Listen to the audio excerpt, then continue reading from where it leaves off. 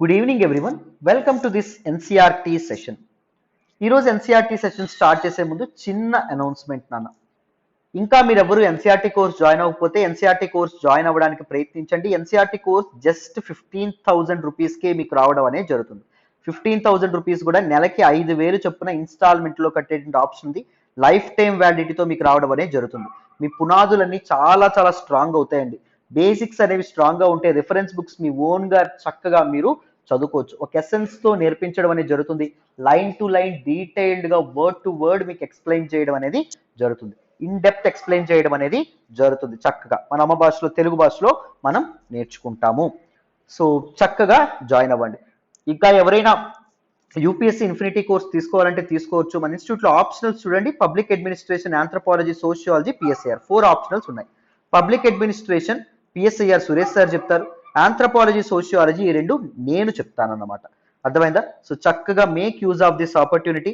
చక్కగా జాయిన్ అయ్యే ప్రయత్నం అయితే చేయండి. So UPSC infinity fees 60,000 rupees మాత్రమే. ఆప్షనల్స్ ఫీజ్ అయితే 30,000 రూపీస్ మాత్రమే. అది కూడా ఒకేసారి కట్టక్కర్లేదన్న, నెలకి 5,000 చొప్పున ఇన్స్టాల్మెంట్లో కూడా కట్టుకునేటటువంటి అవకాశం మీకు కల్పించడం అనేది జరుగుతుంది. 16th అక్టోబర్ నుంచి దీని ఫీజు ఎంత అవుతుంది? యూపీఎస్సీ ఇన్ఫినిటీ 70,000 రూపీస్ అవుతుంది. ఆప్షనల్స్ 35,000 రూపీస్ అవ్వడం అనేది జరుగుతుంది. సో ఈలోపే జాయిన్ అయ్యే ప్రయత్నం చేయండి. అక్టోబర్ 1 నుంచి క్లాసులు అనేవి స్టార్ట్ అయినాయి. సో చక్కగా మీరు జాయిన్ అయ్యే ప్రయత్నం చేస్తే బాగుంటుంది. యూపీఎస్సీ ఇన్ఫినిటీలో మీకు ఏమొస్తాయండి? రీసెంట్గా లాంచ్ చేసినటువంటి NCERT foundation course free of cost రావడం అనేది జరుగుతుంది. రూపాయి కూడా మీ నుంచి తీసుకోకుండా ఫ్రీగా ఎన్సీఆర్టీ కోర్స్ అనేది మీకు ఇచ్చేస్తాం. Comprehensive coverage of current affairs. UPSC prepare అయ్యే వాళ్ళు కరెంట్ అఫైర్స్ పెద్ద భూతంలా భావిస్తారు. సో కరెంట్ అఫైర్స్ అనేది డీటెయిల్డ్గా కాంప్రహెన్సివ్గా కవర్ చేయడం అనేది జరుగుతుంది. డెడికేటివ్ ఫ్యాకల్టీ మెంబర్స్ ఉన్నారు. డీటెయిల్డ్గా డిస్కస్ చేయడం అనేది జరుగుతుంది. లైఫ్ టైం వ్యాలిడిటీ అనేది లభించడం అనేది జరుగుతుంది. లైఫ్ టైం వ్యాలిడిటీ అన్నామంటే లైఫ్ టైం వ్యాలిడిటీ మీకు ఉద్యోగం వచ్చేంత వరకు మీరు ఎంతకాలం క్లాసులకి యాక్సెస్ కావాలంటే అంతకాలం మీ క్లాసెస్కి యాక్సెస్ అనేది ఉంటుంది. చక్కగా మీరు క్లాసులు అనేవి అటెండ్ అవ్వచ్చు. డైలీ ఆన్సర్ రైటింగ్ ప్రాక్టీస్ ఉంటుంది. ఎవ్రీడే మీకు క్వశ్చన్ ఇస్తాం, మీరు ఆన్సర్ చేస్తారు. రెస్పెక్టివ్ ఫ్యాకల్టీ మెంబర్స్ కరెక్ట్ చేసి మీకు కన్స్ట్రక్టివ్ ఇండివిజువల్ ఫీడ్బ్యాక్ అనేది ఇవ్వడం అనేది జరుగుతుంది. And APPSC, TSPSC, IBPS, SSC ఈ ఎక్స్ట్రా సిలబస్ కూడా మీ నుంచి రూపాయి కూడా తీసుకోకుండా కవర్ చేయడం అనేది జరుగుతుందని. సో చక్కగా మీరు జాయిన్ అవ్వచ్చు. అండ్ 5,000 చొప్పున ఇన్స్టాల్మెంట్లో కూడా కట్టుకునేటటువంటి ఆప్షన్ కూడా మీకు కల్పిస్తున్నాం. సో జాయిన్ అవ్వాలి అనుకుంటే ఈ నెంబర్ 7893999553 ప్రత్యూష మేడం నెంబర్కి ఫోన్ చేసి చక్కగా జాయిన్ అవ్వండి. లేదా ఈ తాలూకు వెబ్సైట్ ఏదైతే ఉంటుందో ఈ వెబ్సైట్లోకి వెళ్ళి కూడా మీరు డైరెక్ట్గా కోర్సుని పర్చేజ్ చేయొచ్చు. Make use of this opportunity. రాను ఒక్కటి మాత్రం చెప్తాను.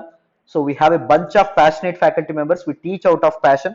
మీకు అర్థమయ్యేటట్టు చెప్పడానికి మేము నిజంగా ఆనందిస్తాము.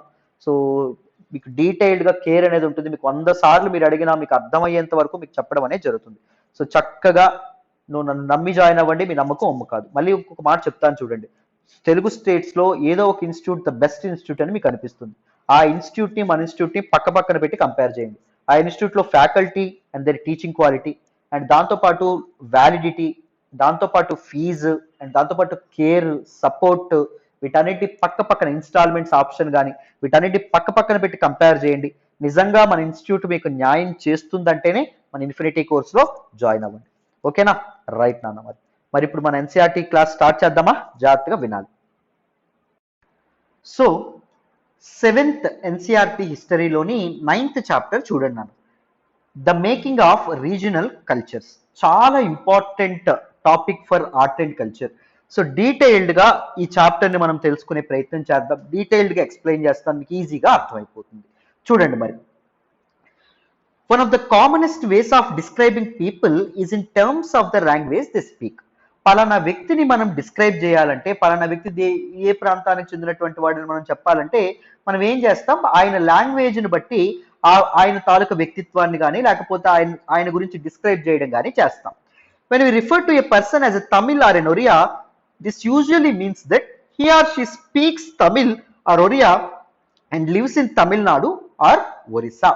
సో ఒక వ్యక్తిని వీడు ఆంధ్రా వాడు, వీడు తమిళ వాడు, వీడు మలయాళం వాడు, వీడు ఒరియా వాడు అని చెప్పి మనం దేని బట్టి డిసైడ్ చేస్తామండి? వాళ్ళు మాట్లాడేటటువంటి భాషను బట్టి. వాడు తెలుగువాడు అంటే వాడు ఆంధ్రప్రదేశ్కి కానీ తెలంగాణకు కానీ చెందినటువంటి వాడు. వాడు తమిళవాడు అంటున్నామంటే తమిళనాడుకు చెందినటువంటి వాడు, తమిళ మాట్లాడుతున్నటువంటి వాడు. వాడు ఒరియా వాడు అంటే ఒరిస్సాకి చెందినటువంటి వాడు అండ్ ఒరియా అనేటటువంటి భాషని మాట్లాడుతున్నటువంటి వాడు. అంతే కదా? అలాగే కదా మనం డిస్క్రైబ్ చేస్తాం. We also tend to associate each region with distinctive kinds of food, clothes, poetry, dance, music and paintings. దాంతోపాటు ఒక్కొక్క ప్రాంతానికి మనం డిస్టింక్టివ్ ఆస్పెక్ట్స్ అనేవి మనం ఇస్తాం. నార్త్ ఇండియా వాళ్ళు రోటీ మాత్రమే తింటారు, అదే పెనిన్సులర్ ఇండియా, సౌత్ ఇండియా వాళ్ళు చావల్ రైస్ తింటారు అని మనం చెప్పేస్తాం. సో మనకి రాజస్థానీ వాళ్ళు చీర ఒకవైపుగా వేసుకుంటారు, ఆంధ్ర వాళ్ళు చీర వేరే వైపుగా వేసుకుంటారు అని చెప్పి.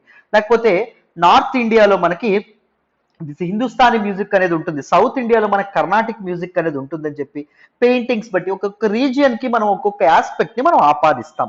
అంతేనా? చూడండి, some times we take these identities for granted and assume that they have existed from time immemorial. మనం ఏమనుకుంటాం, ఈ వేస్ ఆఫ్ లైఫ్ ఏవైతే ఉంటుందో, ఈ కల్చర్స్ ఏవైతే ఉన్నాయో, దీస్ ఐడెంటిటీస్ ఏవైతే ఉన్నాయో, ఈ భాషలు కానీ, డ్యాన్సులు కానీ, పోయిట్రీ కానీ, ఫుడ్ కానీ, క్లోత్స్ కానీ, కాలం మొదలైనప్పటి నుంచి, భూమి ఆవిర్భవించిన నుంచి ఉంది అని మనం కొన్నిసార్లు అనుకుంటాం. కానీ కాదండి, అవి గ్రాడ్యువల్ గా డెవలప్ అవుతూ ఎవాల్వ్ అవుతూ రావడం అనేది జరిగింది. However, the frontiers separating regions have evolved over time and in fact are still changing. So ఈ రీజియన్స్ ఏవైతే ఉన్నాయో అవి ఓవర్ టైం ఎవాల్వ్ అవ్వడం అనేది జరిగింది, కల్చర్ ఓవర్ టైం ఎవాల్వ్ అవ్వడం అనేది జరిగింది, ఇంకా చేంజ్ కూడా అవుతూనే ఉండడం అనేది జరిగింది. This will be for ever changing according to the situations, according to the conditions. Also, what we understand as regional cultures today are often the product of complex processes of intermixing of local traditions with ideas from other parts of the subcontinent. So మనం ఒక ప్రాంతాన్ని regional culture అంటాం. Suppose Telugu ఉంది, తెలుగు పలానా region కి సంబంధించినటువంటి language అంటాం. It is not exclusively for that region. అది ఎలా ఏర్పడింది, అక్కడే ఆవిర్భవించింది కాదు. లోకల్ కల్చర్, లోకల్ ట్రెడిషన్స్ తో పాటు other parts of the sub continent నుంచి డిఫరెంట్ ఐడియాస్ అనేవి వచ్చినాయి.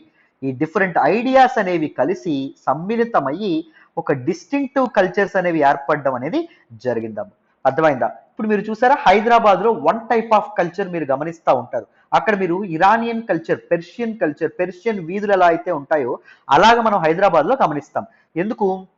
హైదరాబాద్ ని పరిపాలించినటువంటి అసఫ్ జాహీలు కానీ, వీళ్ళందరూ కుతుబ్ షాహీలు కానీ, వీళ్ళందరూ పెర్షియా నుంచి వచ్చినటువంటి వాళ్ళు. సఫావిద్ ప్రాంతం, సఫావిద్ రూలర్స్ ఎవరైతే ఉన్నారో, పెర్షియాని పరిపాలించినటువంటి సఫావిద్ రూలర్స్, వాళ్ళ దీనికి చెందినటువంటి వాళ్ళు, వాళ్ళకి దగ్గర కుటుంబీకులు. అర్థమైందా? అదే మనం ఇక్కడ గమనించవచ్చు. సో డిఫరెంట్ వేరు ప్రాంతాల నుంచి ఐడియాస్ ఎప్పుడైతే ఒక చోట కలిసి ఉండడం జరిగిందో, ఒక కొత్త కల్చర్ అనేది ఆవిర్భవించడం అనేది జరిగింది. As we will see, some traditions appear specific to some regions, others seem to be similar across regions, and that others derive from older practices in a particular area but take a new form in other regions. మనం చూస్తూ ఉంటాం, పలానా region కి పలానా tradition అనేది ఉంటుంది. కొన్నిసార్లు 2-3 regions కలిపి ఒకే ట్రెడిషన్ అనేది ఉంటుంది. మనం ఇప్పుడు సౌత్ ఇండియా తీసుకోండి, సౌత్ ఇండియా స్టేట్స్ తాలూకు కల్చర్ ఏదైతే ఉంటుందో అది ఎంతో కొంత సిమిలర్ గా ఉంటుంది. నార్త్ ఇండియన్ స్టేట్స్ యొక్క కల్చర్ ఏదైతే ఉంటుందో, వే ఆఫ్ లైఫ్ స్టైల్ ఏదైతే ఉంటుందో అది ఎంతో కొంత సిమిలర్ గా మనం చూస్తాం. And others derive from older practices in a particular area. కొన్ని కల్చర్స్ మాత్రం ఏం చెప్తున్నారు, ఆ పర్టికులర్ ఏరియాలో ఉండేటటువంటి ఓల్డర్ ప్రాచీనమైనటువంటి ప్రాక్టీసెస్ ఏవైతే ఉన్నాయో వాటి నుంచి వాళ్ళు పుణికి పుచ్చుకుంటారు. But take a new from in other regions. But కానీ వేరే ప్రాంతానికి వెళ్తే ఆ ప్రాక్టీసెస్ అనేవి కొత్తగా మారడం అనేది జరుగుతుంది. Because of the assimilation of ideologies. వేరు ఐడియాలజీస్ ఎప్పుడైతే కలుస్తాయో ఈ వే ఆఫ్ లైఫ్ లోను, కల్చర్ లోను, డాన్స్ లోను, మ్యూజిక్ లోను, అదే exactly dance, music, paintings, these are all a part of culture. Language, these are all a part of culture. నాన్న అర్థమైందా? సో ఇప్పుడు వేరు ప్రాంతాల్లో కల్చర్స్ అనేవి ఎలా డెవలప్ అయినాయి అని ఈ చాప్టర్ లో మనం తెలుసుకోబోతున్నాం. మన the very important topic for art and culture. జాగ్రత్తగా వినాలి. చూడండి, the Cheras and the development of Malayalam. Very important. చూడండి నాన్న, let us begin by looking at an example of the connection between language and region.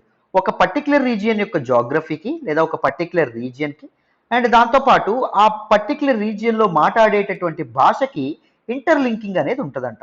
So ఒకసారి చూద్దాం ఎలా interlinking ఉందో ఇక్కడ చెప్తున్నారు. చూడండి, the Chera kingdom of Mahodayapuram was established in the 9th century in the southwestern part of the peninsula, part of present day Kerala.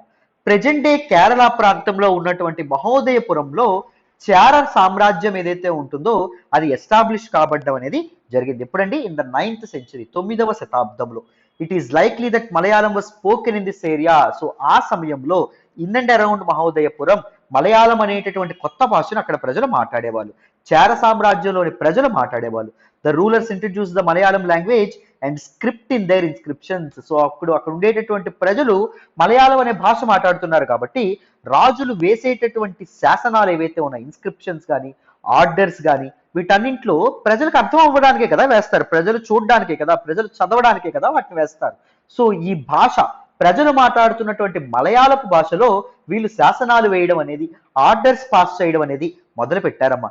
In fact this is one of the earliest examples of the use of a regional language in official records in the subcontinent. భారత ఉపఖండంలో ఇది మొదట ఉదాహరణ అని చెప్తున్నారు. దేనికి? Regional language official records లో వాడడం. So the first language to be used in the official languages ఏంటి? అఫీషియల్ రికార్డ్స్ ఏంటన్నా? మలయాళం. జాగ్రత్తగా గుర్తుపెట్టుకోండి. ఇవి ఇచ్చిన వాళ్ళు ఎవరు? చేరాస్. ఇలాంటివి మీకు క్వశ్చన్స్ లో రావడం అనేది జరుగుతుంది. అప్పటి వరకు రీజనల్ లాంగ్వేజెస్ కాకుండా సాంస్క్రిట్, సంస్కృతం కానీ ఇలాంటి భాషలు ఏవైతే ఉన్నాయో, పాలి, ప్రాకృత్ ఇలాంటి భాషల్లో ఇన్స్క్రిప్షన్స్ అనేవి వేయించేవాళ్ళు. ఇప్పుడు రీజనల్ లాంగ్వేజెస్ లో ఇన్స్క్రిప్షన్స్ వేయడం అనేది మొదలైంది. ఎప్పటి నుంచి? 9th century నుంచి మొదలవ్వడం అనేది జరిగింది. క్లారిటీ వచ్చిందనే అనుకుంటున్నాను. రైట్, మరి నెక్స్ట్ దానికి వెళ్దామా? చూడండి. సో చూడండి, మలయాళంలో ఇన్స్క్రిప్షన్ అని చెప్పామా? An early inscription composed in Malayalam. మీకు ఇక్కడ కనిపిస్తుందా? ఇది పిక్చర్ అనమాట. సో మలయాళంతో ఇన్స్క్రిప్షన్స్ వేయించడంతో పాటు Cheras also drew upon Sanskritic traditions. Even Sanskrit ని కూడా వాళ్ళు ప్యాట్రనైజ్ చేయడం అనేది జరిగింది. The temple theatre of Kerala which is traced to this period borrowed stories from the Sanskrit epics. Sanskrit కి సంబంధించినటువంటి ఎపిక్స్, పురాణాలు ఇవి ఏవైతే ఉన్నాయో, కథలు ఏవైతే ఉన్నాయో వాటి నుంచి స్టోరీస్ తీసుకొని ఈ తాలూకా నాటకాలు ఏవైతే ఉన్నాయో అవి కేరళలో ప్లే చేయడం అనేది జరిగేదండి ఆ టైంలో. The first literary works in Malayalam dated to about 12th century. 12వ శతాబ్దంలో మలయాళంలో మొదటి లిటరరీ వర్క్స్ అనేవి మొదలవ్వడం అనేది జరిగింది. Are directly indebted to Sanskrit. This first return works ఏవైతే ఉన్నాయో అవన్నీ సంస్కృతం నుంచి తీసుకున్నటువంటి కథల్ని మార్చారు, అనువాదం చేశారు. Interestingly enough a 14th century text Leela Tilakam dealing with grammar and poetics was composed in Manipravalam, literally diamonds and corals, referring to the two languages Sanskrit and the regional language.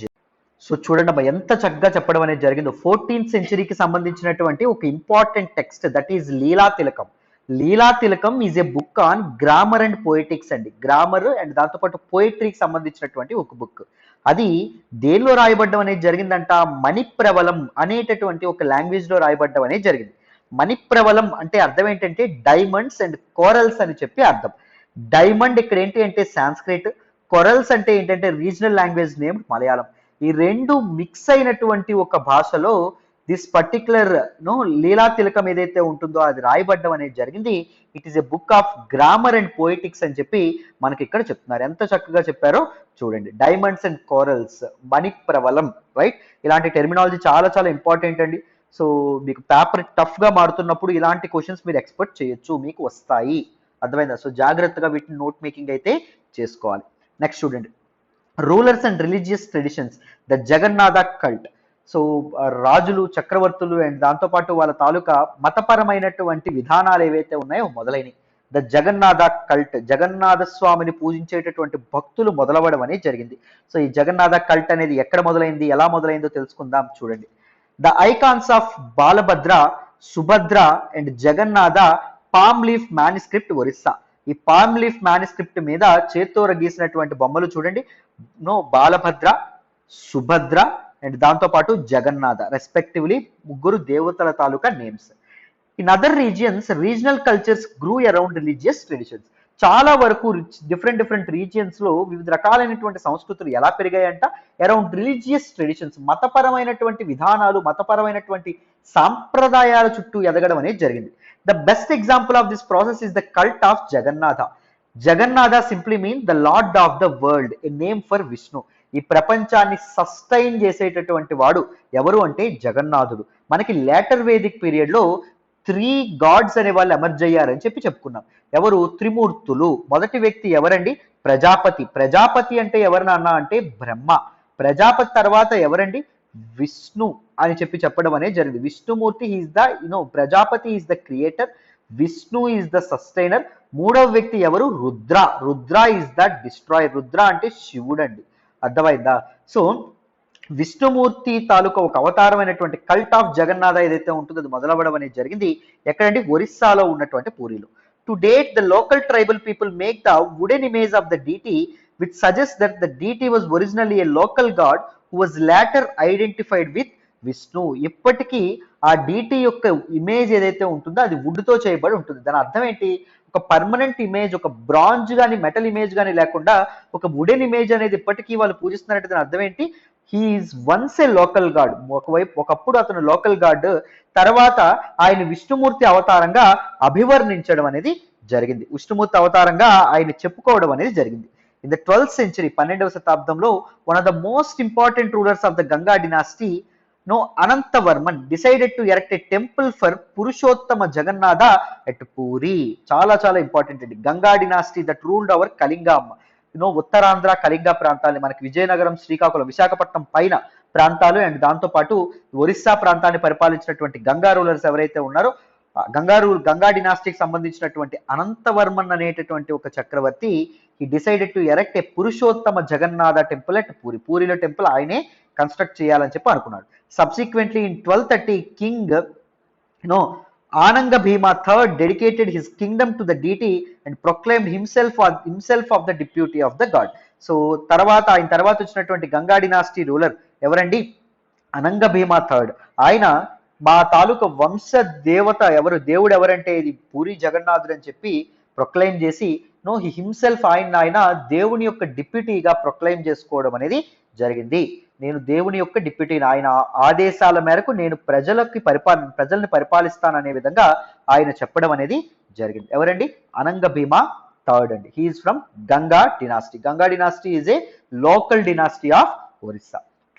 Clarity వచ్చిందని అనుకుంటున్నాను. మరి నెక్స్ట్ మాట్లాడదాం, వినండి. As the temple gained in importance as a center of pilgrimage, ఒక తీర్థయాత్ర స్థలంగా అది మారడం వల్ల ఇది పూరి జగన్నాథుని temple. Its authority in social and political matters also increased. So social and political matters లో కూడా టెంపుల్ యొక్క సిగ్నిఫికెన్స్, ఇమేజ్ అనేది పెరగడం అనేది జరిగింది. All those who conquered Orissa such as Mughals, the Marathas and the English east India company attempted to gain control over the temple. So temple యొక్క significance పెరగడం వల్ల ఈ చక్రవర్తులు ఎవరైతే ఉన్నారో వాళ్ళ అధికారాన్ని, ఆధిపత్యాన్ని చూపించుకునే క్రమంలో ఎవరు ఒరిస్సాను ఆక్రమిస్తే వాళ్ళందరూ ఈ టెంపుల్ మీద తమ కంట్రోల్ తెచ్చుకోవాలని చెప్పి అనుకున్నారు. They felt that this would make their rule acceptable to the local people. ఒకవేళ దేవాలయం అనేది వాళ్ళ చేతిలో ఉంటే లోకల్ పీపుల్ కూడా వాళ్ళని యాక్సెప్ట్ చేస్తారు, వాళ్ళని ఓకే చెప్తారు, అర్థమైందా, వాళ్ళని పాలకులుగా గుర్తిస్తారు అనే విధంగా. ఎందుకంటే ఇది సిగ్నిఫికెంట్ టెంపుల్, ప్రజల తాలూకా జీవన విధానాలతో ఇంటర్వువెన్ అయ్యి ఉండడం అనేది జరిగింది. ఏది? This particular temple, Puri Jagannath temple. అర్థమైందా? సో టెంపుల్స్ చూసారా, ఫస్ట్ ఒక రిలీజియస్ ఆస్పెక్ట్స్ గా ఉండి సోషియో ఎకనామిక్ కండిషన్స్ లో, సోషియో పొలిటికల్ ఎకనామిక్ కండిషన్స్ లో కండిషన్స్ ఆఫ్ ద పీపుల్ ని ఎలా ఇన్ఫ్లుయెన్స్ చేయడం మొదలు పెట్టాయి. రైట్? సో చూడండి, the Rajputs and traditions of heroism. Who are these Rajputs అని చెప్పి మనం లాస్ట్ చాప్టర్స్ లో మాట్లాడుకున్నాం, గుర్తుందా? This is a warrior community. They have they said that legend said that they have great valour. వాళ్ళకు ఒక గొప్పదైనటువంటి పరాక్రమవంతులు ఈ రాజ్పుట్స్ అని చెప్పి మనం చెప్పుకున్నాం. Right? The Sons of Kings అన్నట్టు మనం రాజ్పుట్స్ అని చెప్పి మనం మాట్లాడుకున్నాం. లిటరల్ మీనింగ్ గుర్తుందా? రైట్ నాన్న. చూడండి, the Rajputs and traditions of heroism. In the 19th century, the region that constitutes most of present-day Rajasthan was called Rajputana by the British. So 19th century 19వ శతాబ్దం నాటికి ప్రెజెంట్ డే రాజస్థాన్ ఏదైతే ఉంటుందో దాన్ని British వాళ్ళు రాజ్పుతానా అనేటటువంటి పేరుతో పిలిచేవాళ్ళు. జాగ్రత్తగా గుర్తుపెట్టుకోవాలి, రాజ్పుతానా. జాగ్రత్తగా గుర్తుపెట్టుకోవాలి. These are the names that tend to appear in your prelims paper, civil service examination prelims paper. జాగ్రత్తగా గుర్తుపెట్టుకోవాలి. While this may suggest that this was an area that was inhabited only or mainly by Rajputs, this is only partly true. ఇది చాలా మంది ఏమంటారు అంటే రాజ్పుతానా అనేటటువంటి పేరు బట్టి రాజస్థాన్ రాజ్పుతానా అనేవాళ్ళు కాబట్టి ఈ ఏరియాలో ఓన్లీ రాజ్పుట్స్ ఉండేవాళ్ళ, లేకపోతే మెయిన్ గా రాజ్పుట్స్ ఉండేవాళ్ళ మెజారిటీ ఆఫ్ ద పాపులేషన్ అని అందరూ అనుకుంటారు. కానీ ఇది కొంతవరకే కరెక్ట్ అని చెప్తున్నారు. There were several groups who identify themselves as Rajputs in many areas of northern and central India. Rajputs కేవలం రాజస్థాన్కి మాత్రమే, ఈ రాజ్పుతానాకి మాత్రమే పరిమితం అవ్వలేదండి.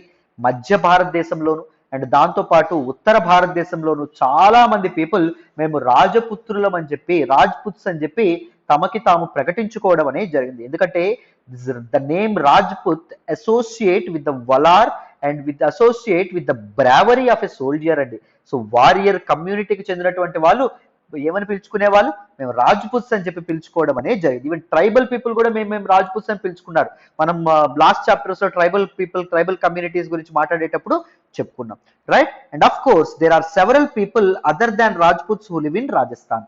రాజ్పుత్సే కాకుండా సెవరల్ అదర్ ట్రైబ్స్ కానీ, సెవరల్ అదర్ వివిధ జాతులకు చెందినటువంటి పీపుల్ కూడా రాజస్థాన్ లో బతికేవాళ్ళు. However the Rajputs are often recognized as contributing to the distinctive culture of Rajasthan.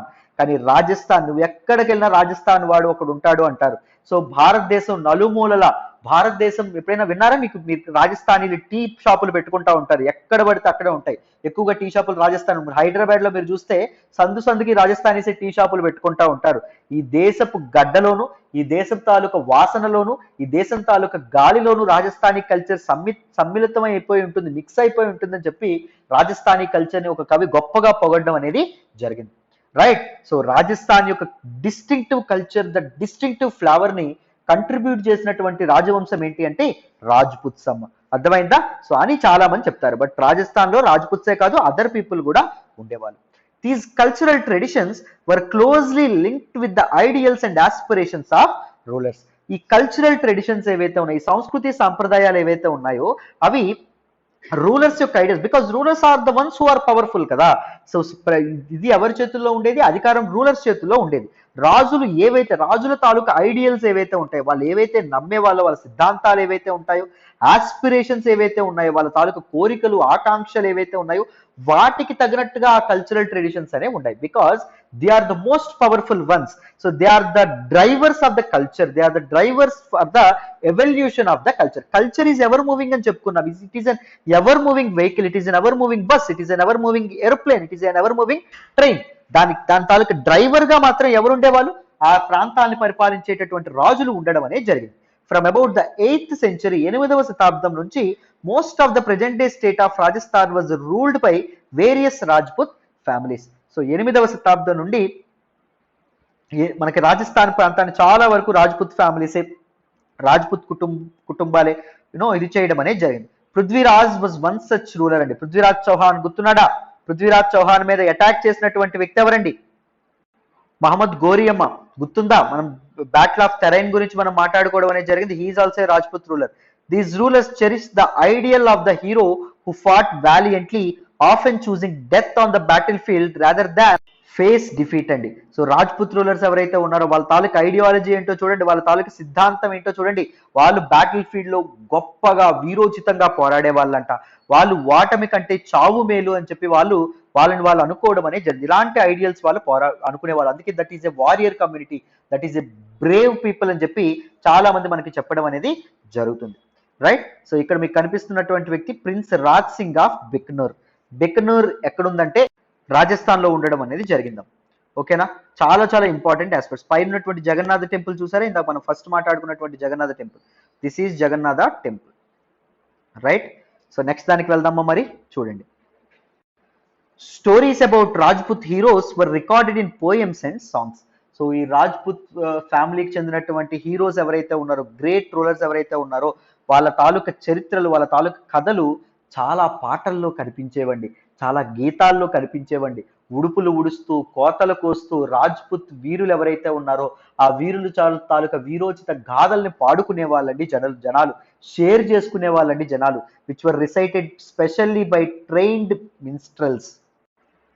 మిన్స్ట్రల్స్ అంటే బుర్రకథలు చెప్పేవాళ్ళు కానీ, కథలు చెప్పేవాళ్ళు కానీ అని చెప్పి అర్థం అమ్మ. సో స్పెషల్ గా ట్రైన్ అయ్యేటటువంటి బుర్రకథలు చెప్పేవాళ్ళు వీళ్ళందరూ ఈ వీరగాథలు ఏవైతే ఉంటాయో అవి చెప్పేవాళ్ళు. These preserved the memories of heroes and were expected to inspire others to follow their example.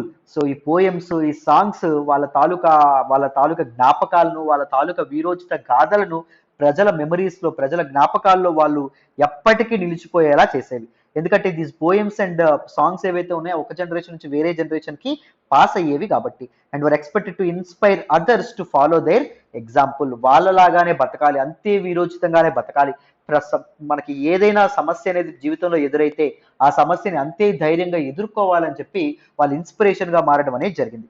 Ordinary people were also attracted by the stories. సామాన్య ప్రజలు కూడా ఈ స్టోరీస్ ఏవైతే ఉన్నాయో దానికి అట్రాక్ట్ అయ్యేవారు ఈ కథలకి, which often depicted dramatic situations and range of strong emotions, loyalty, friendship, love, valour and anger etcetera. So ఈ స్టోరీస్ లో నో డ్రామాటిక్ సిచ్యువేషన్స్ అనేవి ఉన్నాయి, డ్రామా అనేది ఉండేదండి. అర్థమైందా? సో వండర్ఫుల్ డ్రామా ఉండేది. ఎంత లాయల్ గా ఉండేవాళ్ళు అని చెప్పి, ఎంత స్నేహానికి ఎంత విలువిచ్చే వాళ్ళని చెప్పి, ప్రేమకి ఎంత విలువిచ్చే వాళ్ళు, వలార్, యాంగర్, వీటన్నిటి అంటే జరిగిన నిజానికి ఇంకాస్త ఫ్లేవర్ కూడా యాడ్ చేసేవాళ్ళని. ఇప్పుడు మనం సినిమాల్లో మనం డ్రామా అంటే నెగిటివ్ వర్డ్ అనుకుంటాం. మీకు డ్రామా అంటే తెలుసో లేదో, సినిమాల్లో డ్రామా యాడ్ చేశాడు అంటారు. డ్రామా యాడ్ చేయడం అంటే ఏంటండి? ఇప్పుడు సపోజ్ మీకు ఎలా చెప్పాలి, ఇప్పుడు నరసింహ సినిమా చూశారనుకోండి. సపోజ్ నరసింహ సినిమా చూస్తే మీకు రజనీకాంత్ వాళ్ళ ఫాదర్ ఎవరైతే ఉన్నారో ఆయన ఆస్తిని దారాదత్తం చేసేస్తాడు వాళ్ళ తమ్ముడికి ఇచ్చిన తర్వాత ఆయన ఏం చేస్తాడు, బయటికి దిగుతూ ఒక స్తంభం ఏదైతే ఉంటుందో స్తంభాన్ని పట్టుకొని ఏడుస్తూ ఉంటాడు. మామూలుగా ఈ నిజ జీవితంలో అలా దారాదత్తం చేసినా అవన్నీ చేయరు, అలా ఏడ్చి అలా అవన్నీ చేయరు అనమాట. కానీ సినిమాల్లో మాత్రం సీన్ని డ్రామటైజ్ చేయడానికి అలా పండించడం అనేది జరుగుతుంది. అంతేనా? మనం అన్నా చెల్లెళ్ళ మధ్య బంధాలు కానీ ఇవన్నీ మనం చూస్తే మనకి అన్న చెల్లిని పట్టుకొని ఏడవడం కానీ, లేకపోతే గుండె దగ్గరకు తీసుకోవడం కానీ, ఇవన్నీ డ్రామాటిక్ సిచ్యువేషన్స్ అనమాట. అంటే నిజంగా అవి జరగకపోయినా ఒక ఫ్లవర్ కోసం యాడ్ చేస్తారు. సపోజ్ ఒక బెటర్ ఎగ్జాంపుల్ ఇస్తాను చూడండి. మీరు ఒక అందమైన అమ్మాయిని ఎప్పుడైనా చూసారనుకోండి, మీరు అబ్బాయిలని అనుకుంటున్నాను వినేవాళ్ళు, లేకపోతే అమ్మాయిలు ఒక అందమైన అబ్బాయిని చూసారనుకోండి. అందమైన అమ్మాయిని చూసినప్పుడు మమ్మల్ని ఏమనుకుంటారు, అమ్మాయి బాగుంది అనుకుంటారు, అంతేనా? కానీ సినిమాలో మీకు ఎలా చూపిస్తారు, వాడు గుండు పట్టుకొని ఇలా పక్కకు పడిపోయినట్టు చూపిస్తారు. అవునా? అవి నిజ జీవితంలో జరుగుతాయా? జరగవు. That is drama. Melodrama అని ఇంకొకటి ఉంటుంది. మెలో డ్రామా ఏంటి అంటే దిస్ ఈజ్ ఓవర్ డ్రామా. ఇది అసలు జరిగే సమస్యే లేదు, కానీ నిజంగా ఉన్నట్టు ఉంటుంది. మన ఎమోషన్స్ అది లాగడం అనేది జరుగుతుంది. మీరు ఎప్పుడైనా చిన్నప్పుడు మన చిన్నప్పుడు సినిమాలు వచ్చేవి, నాగమ్మ సినిమాలు, నాగదేవత సినిమాలు, దుర్గాదేవి సినిమాలు ఇవన్నీ వచ్చేవి. అందులో ఒక హీరోయిన్కి ఎప్పుడు కష్టాలు బాధలు ఉంటాయి. ఆ కష్టాలు బాధలు పడుతున్న హీరోయిన్ మీకు దేవుడి గుడికి వెళ్ళి, దుర్గాదేవి గుడికి వెళ్ళి అమ్మా దుర్గమ్మ అమ్మా దుర్గమ్మ అని పాడుతున్నప్పుడు ఒక నాగుపాము ఏదైతే ఉంటుందో, నాగుపాము ఎక్కడి నుంచో పొట్ట నుంచి వచ్చేసి మనకి ఆ ఇదేదైతే ఉంటుందో ఆ గంట ఏదైతే ఉంటుందో గంటను చుట్టేసి ఆ గంటకి నాగుపాము కొడతా ఉంటుంది. ఆ గంటని ఎప్పుడైనా గమనించారా? ఈ అమ్మాయి పాట పాడుతూ ఉంటుంది, నాగుపాము హారతులు ఇవ్వడం, నాగుపాము కొట్టడం, గంట కొట్టడం కనిపిస్తూ ఉంటుంది. That is melodrama. మనం చిన్నప్పుడు చూసి వామ్మో వాయో అని చెప్పి కళ్ళంటే కన్నీరు కార్చేసుకునే వాళ్ళం. బట్ అదంతా జరుగుద్దా? జరగదు. ఒక సినిమాటిక్ ఎక్స్పీరియన్స్ కోసం అవి యాడ్ చేసేవాళ్ళు. సేమ్ అలాగే ఇక్కడ లాయల్టీ, ఫ్రెండ్షిప్, లవ్, వలార్, యాంగర్ ఇవన్నింటినీ కలిపి అద్భుతమైనటువంటి కథల్ని వీళ్ళని ఇన్స్పైర్ చేయడానికి, సామాన్య ప్రజలను ఇన్స్పైర్ చేయడానికి దీస్ మిన్స్ట్రల్స్ ఎవరైతే ఉన్నారో అద్భుతంగా చెప్పేవాళ్ళు అన్న. అర్థమైందా? రైట్. మరి చూడండి, did women find a place with in the stories? మరి ఈ కథల్లో ఆడవాళ్ళకి ఏమైనా స్థానం ఉండేదా? మగవాళ్ళకైతే రాజ్పుత్స్ వీరాది వీరులు అని చెప్తున్నారు, ఆడవాళ్ళకి ఏమైనా స్థానం ఉండేదా లేదా అని అడుగుతున్నారు. చూడండి, some times they figure as the cause for conflicts as men fought with one another to either win are protect women. ఈ కథలన్నింటిలో ఈ కాన్ఫ్లిక్ట్స్ కి, వివాదాలకి కారణం ఆడవాళ్ళగా డిపిక్ట్ చేయడం అనేది జరిగింది. ఎంతటి వాడైనా కాంతాదాసుడే అంటాం.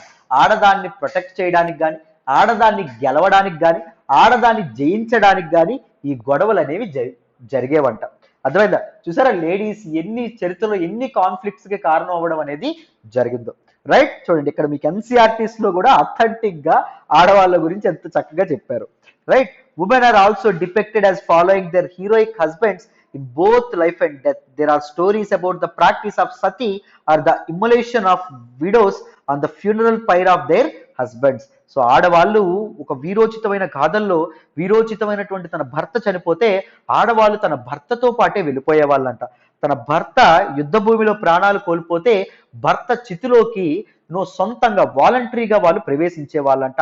దాన్ని సతీ సిస్టమ్, సతీ సహగమనం అని చెప్పి పిలిచేవాళ్ళండి. భర్తలకి అంత ప్రేమించేవాళ్ళు, అంత ఎమోషనల్ గా భర్తల మీద అటాచ్మెంట్ అనేది ఆడవాళ్ళకి ఉండేది. మగవాళ్ళు మీసాలు గడ్డాలు ఉన్నటువంటి మగవాళ్ళు, కత్తులు బల్లాలు పట్టుకున్నటువంటి మగవాళ్ళు ఎంత ధీరాది ధీరులో, చావులో కూడా తన వెంటే నడిచినటువంటి ఆడది కూడా అంతే ధీరవనిత అనే విధంగా, అంతే గొప్ప విధంగా మనకి ఇక్కడ ఈ కథల్లో చెప్పడం అనేది జరిగింది. That inspired a lot many people. But of course Sati is a very bad practice, అంతే కదా. సో భర్త చనిపోతే భార్య చనిపోవడం అనేది నిజంగా బ్యాడ్ ప్రాక్టీస్, అవునా కాదా? రైట్. మరి సో ఈ రీజియన్ లో మనం ఈ చాప్టర్ లో డిస్కస్ చేసినటువంటి రీజియన్స్ చూడండి. రాజ్పుత్ ఏదైతే ఉంటుందో రాజస్థాన్, మనకి రాజ్పుతానా అని చెప్పి చెప్పుకున్నాం. బెక్నూర్ అని ఇందాక మాట్లాడుకున్నామా రాజస్థాన్ లో. జైపూర్, అజ్మీర్, మేవార్ అండ్ దాంతోపాటు జోధ్పూర్ ఇవి గమనిస్తాయి. ఉత్తరప్రదేశ్ లో అవధ్ ఉంటుంది, లక్నో ఉంటుంది. హిమాచల్ ప్రదేశ్ లో సిమ్లా, ఒరిస్సాలో భువనేశ్వర్. సో ఒరిస్సాలో మన కేరళ గురించి కూడా మనం మాట్లాడుకోవడం అనేది జరిగింది. కేరళలో మనం ఒరిస్సాలో మనం పూరి టెంపుల్, పూరి జగన్నాథుని టెంపుల్ గురించి మాట్లాడుకున్నాం. కేరళలో చారా కింగ్డమ్ ఏదైతే ఉంటుందో వాళ్ళ మలయాళం ఎలా ఇంట్రడ్యూస్ చేశారో మనం మాట్లాడుకోవడం అనేది జరిగింది. Right, these are some very important aspects అండి. మనం తర్వాత ఉత్తరప్రదేశ్ గురించి, హిమాచల్ ప్రదేశ్ గురించి, వెస్ట్ బెంగాల్ గురించి కూడా మనం మాట్లాడతాం. అక్కడ ఏర్పాటైనటువంటి కల్చర్స్ గురించి కూడా మనం డిస్కస్ చేస్తాం. ఒకసారి విందామా? మరి వినండి. So those who followed the heroic ideal often had to pay for it with their lives. So ఎవరైతే హీరోయిక్ వీరులు అనేటటువంటి నేమ్ ట్యాగ్ ఎవరైతే తీసుకున్నారో వాళ్ళు వాళ్ళ ప్రాణాలను ఎక్కువగా అర్పించే వాళ్ళు అనేటట్టుగా చెప్పడం అనేది జరిగింది. Beyond regional frontiers the story of Kathak. Kathak అనేటటువంటి ఒక నృత్యం గురించి ఇక్కడ మాట్లాడుతున్నారు. చూడండి, one of the very important dance form. If heroic traditions can be found in different regions in different forms, the same is true of dance. Heroic traditions, వీరుల యొక్క గాథలు, సాంప్రదాయాలు ఏవైతే ఉన్నాయో ఒక్కొక్క ప్రాంతంలో ఒక్కొక్కలాగా ఉంటే డాన్స్ కూడా ఒక్కొక్క ప్రాంతంలో ఒక్కోలా ఉండేది. Let us look at the history of one dance form, that is Kathak. Kathak గురించి యొక్క చరిత్ర గురించి మాట్లాడుకుందాం. Now associated with several parts of north India. North ఇండియాలో చాలా పార్ట్స్ లో కథక్ అనేది నృత్యం చేస్తా ఉన్నారు. The term Kathak is derived from కథ. కథక్ అనే పదం దేని నుంచి వచ్చింది? కథ. కథ అంటే అర్థం ఏంటి? స్టోరీ అని చెప్పర్థం. A word used in Sanskrit and other languages for story. ఒక కథని చెప్పడానికి కథక్ డాన్స్ ఫామ్ అనేది ఉపయోగించే వాళ్ళంట. The Kathaks were originally a caste of story tellers in temples of north India who embellished their performances with gestures and songs. Kathaks అంటే original గా ఎవరు? It is a caste, అదొక కులం అంట. స్టోరీ టెల్లర్ కులం, కథలు చెప్పేటటువంటి ఒక కులస్తులు. వాళ్ళు నార్త్ ఇండియన్, ఉత్తర భారతదేశానికి చెందినటువంటి దేవాలయాల్లో వీరు కథలు చెప్పేవాళ్ళు. ఎలాగా? జెస్చర్స్ తో, అంటే వాళ్ళ హావభావాలతో, అండ్ సాంగ్స్ తో, అంటే మంచి మంచి పాటలు, గీతాలతో వాళ్ళు ఏం చేసేవాళ్ళు? పెర్ఫార్మ్ చేస్తూ చెప్పేవాళ్ళు. Kathak began evolving into a distinct mode of dance in the 15th and 16th centuries with the spread of the Bhakti movement. So భక్తి మూమెంట్ ఎప్పుడైతే స్ప్రెడ్ అవ్వడం అనేది జరిగిందో, ఈ రిచువలిస్టిక్ ఆస్పెక్ట్స్ ఏవైతే ఉన్నాయో అవి ప్రజలు దూరం చేయడం అనేది జరిగిందో, so the ultimate devotion to the God is the only way for salvation అని ప్రజలు ఎప్పుడైతే నమ్మడం అనేది జరిగిందో, ప్రజలు దానికి సంబంధించినటువంటి కథలు ఒక జనరేషన్ నుంచి వేరే జనరేషన్ కి పాస్ చేయాలని ఎప్పుడైతే అనుకోవడం అనేది జరిగిందో, కథక్ ఏదైతే ఉంటుందో, కథక్ అనేది ఒక డిస్టింక్ట్ మోడ్ ఆఫ్ డాన్స్ గా, ఒక కొత్త రకమైనటువంటి నృత్యంగా ఎదగడం అనేది జరిగింది in 15th and 16th centuries. The legends of Radha Krishna were enacted in folk plays called Rasaleela, which combined folk dance with the basic gestures of the Kathak story tellers.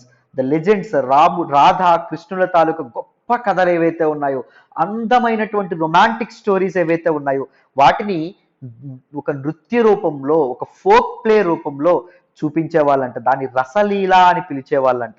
అర్థమైందా? రాధాకృష్ణుల మధ్య సరసం గాని, ఆ ఎమోషన్ గాని, ఆ తాలూకా romance గాని అద్భుతంగా చూపించే వాళ్ళంట.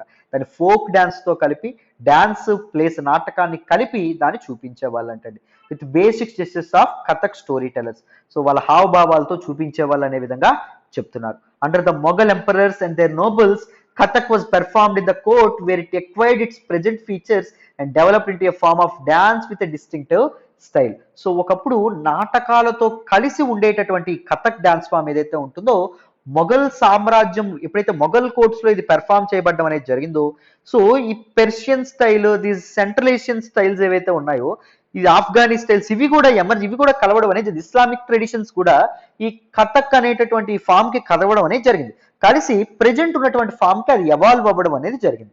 It evolved as a form of dance rather than a form of folk play. అర్థమైందా? Subsequently it developed in 2 traditions or gharanas. So gharana అంటే ఏంటి అంటే స్కూల్స్ అని చెప్పి అంటాం. అర్థమైందా? దీస్ ఆర్ 2 స్కూల్స్ అని చెప్పి అర్థం. ఇద్దరికి 2 వేరు స్టైల్స్ ఉండడం అనేది జరుగుతుంది. సో కథక్ లోనే 2 ఘరానాస్ లేదా 2 ట్రెడిషన్స్ అనే ఉన్నాయి. One in the courts of Rajasthan Jaipur and other in Lucknow. ఒక ఘరానా రాజస్థాన్ కోర్ట్స్ లో, రాజ్పుత్ కోర్ట్స్ లో పెర్ఫామ్ చేసేవాళ్ళు, ఇంకొకటి లక్నోలో, ఉత్తరప్రదేశ్లోని లక్నోలో ఉండేటటువంటి కొన్ని కోర్ట్స్ లో పెర్ఫామ్ చేసేవాళ్ళు. Under the patronage of Wajid Ali Shah, the last nawab of Awadh, it grew into a major art form. Awadh పాలకుడైనటువంటి వజీద్ అలీ షా ఎవరైతే ఉంటారో ఆయన తాలూకా ప్యాట్రనేజ్ లో ఒక గ్రేటెస్ట్ ఆర్ట్ ఫామ్ గా, one of the very significant art form గా కథక్ ఏదైతే ఉంటుందో అది మారడం అనేది జరిగింది. By the third quarter of the 19th century, it was firmly entrenched as a dance form not only in these two regions but in adjoining areas of present-day Punjab, Haryana, Jammu and Kashmir, Bihar and Madhya Pradesh. So 19th century మొదటి నాటికి, so 19th century third క్వార్టర్స్కి అంటే 1860s 1870s ఆ time నాటికి ఇది కథక్ అనేది only Lucknow, Rajasthan ప్రాంతాలకే పరిమితం కాకుండా Punjab, Haryana, Jammu and Kashmir, Bihar, Madhya Pradesh ఈ ప్రాంతాలకు కూడా పాకడం అనేది జరిగింది నాన్న. ఇక్కడ చూడండి డ్యాన్స్ క్లాస్ లక్ష్మణ టెంపుల్ ఖజురాహో టెంపుల్ యొక్క దీనిలో ఎంత అద్భుతంగా, ఎంత చక్కగా ఇంట్యూటివ్ గా చెక్కారో చూడండి. Right, these wonderful sculptures. అర్థమైందా? సో ఇది మన ఏన్షియంట్ కల్చర్కి, ఏన్షియంట్ ట్రెడిషన్స్కి ఇవి ఒక ఎగ్జాంపుల్స్ అమ్మ, ఇవి ఒక తార్కాణాలు, ఇవి ఒక ఉదాహరణలు. We should cherish for our lifetime, we should pass them on to our generations. ఆ నెక్స్ట్ జనరేషన్స్కి వీటి గురించి చెప్పాలి, కథలుగా మాట్లాడాలి. అర్థమైంది? అందుకే మనం చరిత్రను ఎప్పటికీ చదువుకోవాలి. రైట్, చూడండి. Emphasis was laid on intricate and rapid foot work, elaborate costumes etcetera. So ఎక్కువగా దేని మీద? ఎక్స్ప్రెషన్స్ మీద, హావభావాల మీద, జెస్చర్స్ మీద ఎక్కువగా కాన్సన్ట్రేట్ చేసేవాళ్ళు. నెక్స్ట్ చూడండి, ర్యాపిడ్ ఫుట్ వర్క్ అండి. థై అంటారు కథక్లో, మీకు తెలుసా? ర్యాపిడ్ ఫుట్ వర్క్ మీద ఇది చేసేవారు. ఎలాబొరేట్ కాస్ట్యూమ్స్ మీద కూడా కాన్సన్ట్రేట్ చేసేవాళ్ళు. As well on the enactment of stories, వీటన్నింటినీ చేస్తూనే కథలని నటించి చెప్పడం కూడా చేయడం అనేది జరిగేది. Kathak dancers and story tellers ఎవరైతే ఉన్నారో వాళ్ళు. Kathak, like several other cultural practices, was viewed with disfavor by most British administrators in the 19th and 20th centuries. చాలా ఇండియన్ నేటివ్ డ్యాన్స్ ఫామ్స్ ని బ్రిటిష్ వాళ్ళు మరుగున పెట్టేయడం అనేది జరిగిందమ్మా. సో చాలా హేట్రెడ్ తో చూడడం అనేది జరిగేది. బ్రిటిష్ అడ్మినిస్ట్రేటర్స్ కథక్ ని కూడా అసహించుకోవడం అనేది జరిగేది. However, it survived and continued to be performed by courtesans and was recognized as one of 6 classical forms of dance in the country after independence. కానీ కథక్ ఈ బ్రుటల్, ఈ హీనస్ బ్రిటిష్ అడ్మినిస్ట్రేషన్ కి ఎదురుగా నిలబడి పోరాడి గెలవడం అనేది జరిగింది. ముఖ్యంగా కోర్టిసన్స్, రాజ నర్తకులు ఎవరైతే ఉన్నారో వాళ్ళు the still continue to perform this Kathak in temples and royal courts. And ఇది ఇండిపెండెన్స్ తర్వాత కంట్రీలో మనం గవర్నమెంట్ రికగ్నైజ్ చేసినటువంటి 6 క్లాసికల్ ఫార్మ్స్ ఆఫ్ డాన్స్ లో ఒకటిగా కథక్ ఏదైతే ఉంటుందో అది నిలవడం అనేది జరిగింది. క్లాసికల్ డాన్స్ అన్నాం కదండి, ఇంతకీ క్లాసికల్ డాన్స్ అంటే ఏంటండి? పెద్ద పదం వాడేసాం. సో క్లాసికల్ డాన్సెస్ అంటే ఏంటో ఇక్కడ తెలుసుకుందాం, వినండి అన్న. సో చూడండి అన్న, classical dances. The question of defining any art form as classical is often quite complicated. డాన్స్నే కాదు, ఏ రకమైన ఆర్ట్ ఫామ్ కైనా మనం ఇది ఒక క్లాసిక్ అనడానికి ఇది ఒక కాంప్లికేటెడ్ గా ఉంటుంది. అదే ఎలా డిఫైన్ చేస్తారు ఒక పర్టికులర్ ఆర్ట్ ఫామ్ క్లాసికల్ లా కాదా అనే విషయం నువ్వు ఆన్సర్ చేయడం చాలా కష్టం. Do we define something as classical if it deals with a religious theme, or do we consider it classical because it appears to require a great deal of skill acquiring through long years of training, or is it classical because it is performed according to rules that are laid down and variations are not encouraged? These are questions we need to think about. చూడండి, మనం classical form అని, classical art అని ఎప్పుడు అంటాము? ఒకవేళ అది ఆ art form ఏదైతే ఉంటుందో ఆర్ట్ ఫామ్ కి ఒక రిలీజియస్ థీమ్ అనేది ఎండో అయితే, రిలీజియస్ థీమ్ అనేది ఒకవేళ ఇంటర్లింక్ అయితే, లింక్ అయి ఉంటే అప్పుడు క్లాసికల్ అంటామా? లేకపోతే ఆ స్కిల్ అక్వైర్ చేసుకోవడానికి ఆ ట్రైనర్స్ కి లాంగ్ ఇయర్స్, మెనీ ఇయర్స్ పడితే ట్రైనింగ్ అనేది చూరగుంటే, ట్రైనింగ్ అనేది వాళ్ళు తీసుకుంటే అప్పుడు మనం దాన్ని క్లాసికల్ డాన్స్ అంటామా? లేకపోతే క్లాసికల్ ఆర్ట్ ఫామ్ అంటామా? లేకపోతే ఎటువంటి వేరియేషన్స్ కి తావివ్వకుండా ఫిక్స్డ్ అండ్ రిజిడ్ రూల్స్ ని బేస్ చేసుకుని చేసేటటువంటి ఒక ఆర్ట్ ఫామ్ ఏదైతే ఉంటుందో దాన్ని క్లాసికల్ అంటామా? సో ఇలాంటి ప్రశ్నలకు ఆన్సర్ చేయాల్సి ఉంటుంది. It is worth remembering that many dance forms that are classified as folk also share several of the characteristics considered typical of classical norms. చాలా art forms folk art forms గా recognize చేసినటువంటివి, label చేసినటువంటి dance forms లో కూడా classical forms కి సంబంధించినటువంటి కొన్ని characteristics మనకు కనిపిస్తాయంట. So while the use of the term classical may suggest that these forms are superior, this need not always be literally true. Classical అంటే these are superior art forms అని చెప్పి మనకి literal meaning చెప్తుంది, but కానీ exact గా అది correct కాకపోవచ్చు అని చెప్తున్నారు. సో క్లాసికల్ దేన్ని బేస్ చేసుకొని క్లాసికల్ అనాలి, దేన్ని బేస్ చేసుకొని క్లాసికల్ అనకూడదు అనే క్వశ్చన్ ని ఆన్సర్ చేయడం చాలా కష్టం అంటున్నారు. Other dance forms that are recognised as classical at present are చూడండి, భరతనాట్యం తమిళనాడుకు చెందినటువంటిది, కథాకళి కేరళకు చెందినటువంటిది, ఒడిశాకి చెందినటువంటిది, కూచిపూడి ఆంధ్రప్రదేశ్కి, మణిపూర్కి చెందినటువంటిది. అర్థమైందా? సో ఈ డాన్స్ ఫామ్స్ ఏవైతే ఉన్నాయో వీటన్నింటి గురించి మనం ఆర్ట్ అండ్ కల్చర్లో చదువుకుంటాం. ఈచ్ డాన్స్ ఫామ్ గురించి, భరతనాట్యంలో ఎలా ఉంటుంది, ఇప్పుడు ఎలా ఎంత కథ గురించి ఎంత కాంప్రహెన్సివ్ గా తెలుసుకున్నామో, ప్యాటర్నైజ్ చేసినటువంటి రూలర్స్ గురించి, వీళ్ళందరి గురించి ఈ classical dance form, other 5 classical dance forms గురించి కూడా మనం తెలుసుకుంటాం అన్నమాట. ఓకేనా? నెక్స్ట్ చూడండి, painting for patrons, the tradition of miniatures. So miniature painting ఏదైతే ఉంటుందో, మినియేచర్ పెయింటింగ్ అంటే ఏంటో చెప్తాను. సో ఈ ప్యాట్రాన్స్ ఎవరైతే రాజవంశులు ఎవరైతే ఉన్నారో, ఎవరైతే ఈ తాలూకా వీటన్నిటి కళలన్నీ పెంచి పోషిస్తున్నారో వాళ్ళకి ఒక పెయింటింగ్ అనేది బహుకరించడం ఒక ఆనవాయితీగా మారడం అనేది జరిగింది. వాటి మినియేచర్ పెయింటింగ్స్ అని చెప్పి అంటాం. మినియేచర్ పెయింటింగ్ లో ఏం జరుగుతుందంటే ఒక పెద్ద ఇన్సిడెంట్ అనేది ఒక చిన్న పిక్ లో మొత్తం అంతటిని దూర్ చేస్తారండి. చిన్న పిక్ లో మొత్తం అంతటిని డెపిక్ట్ చేయడం అనేది జరుగుతుంది. అర్థమైందా? చూడండి, another tradition that developed in different ways was that of miniature painting. అదే టైంలో మినియేచర్ పెయింటింగ్ కూడా ఎవాల్వ్ అవ్వడం అనేది జరిగింది. Miniatures, as the name suggest, are small sized paintings generally done in water colour on cloth on paper. ఇవి చిన్న చిన్న paintings, ఇలాంటి పెయింటింగ్స్ అవి దేంతో చేస్తారు, ఒక క్లాత్ మీద కానీ ఒక పేపర్ మీద కానీ వాటర్ కలర్స్ తో ఈ పెయింట్ చేయడం అనేది జరుగుతుంది. The earliest miniatures were on palm leaves or wood. First earliest miniatures దేని మీద అండి? పామ్ లీవ్స్ ఏవైతే ఉన్నాయో వాటి మీద, అండ్ వుడ్ చెక్క ఏదైతే ఉంటుందో చెక్క మీద వేసేవాళ్ళు.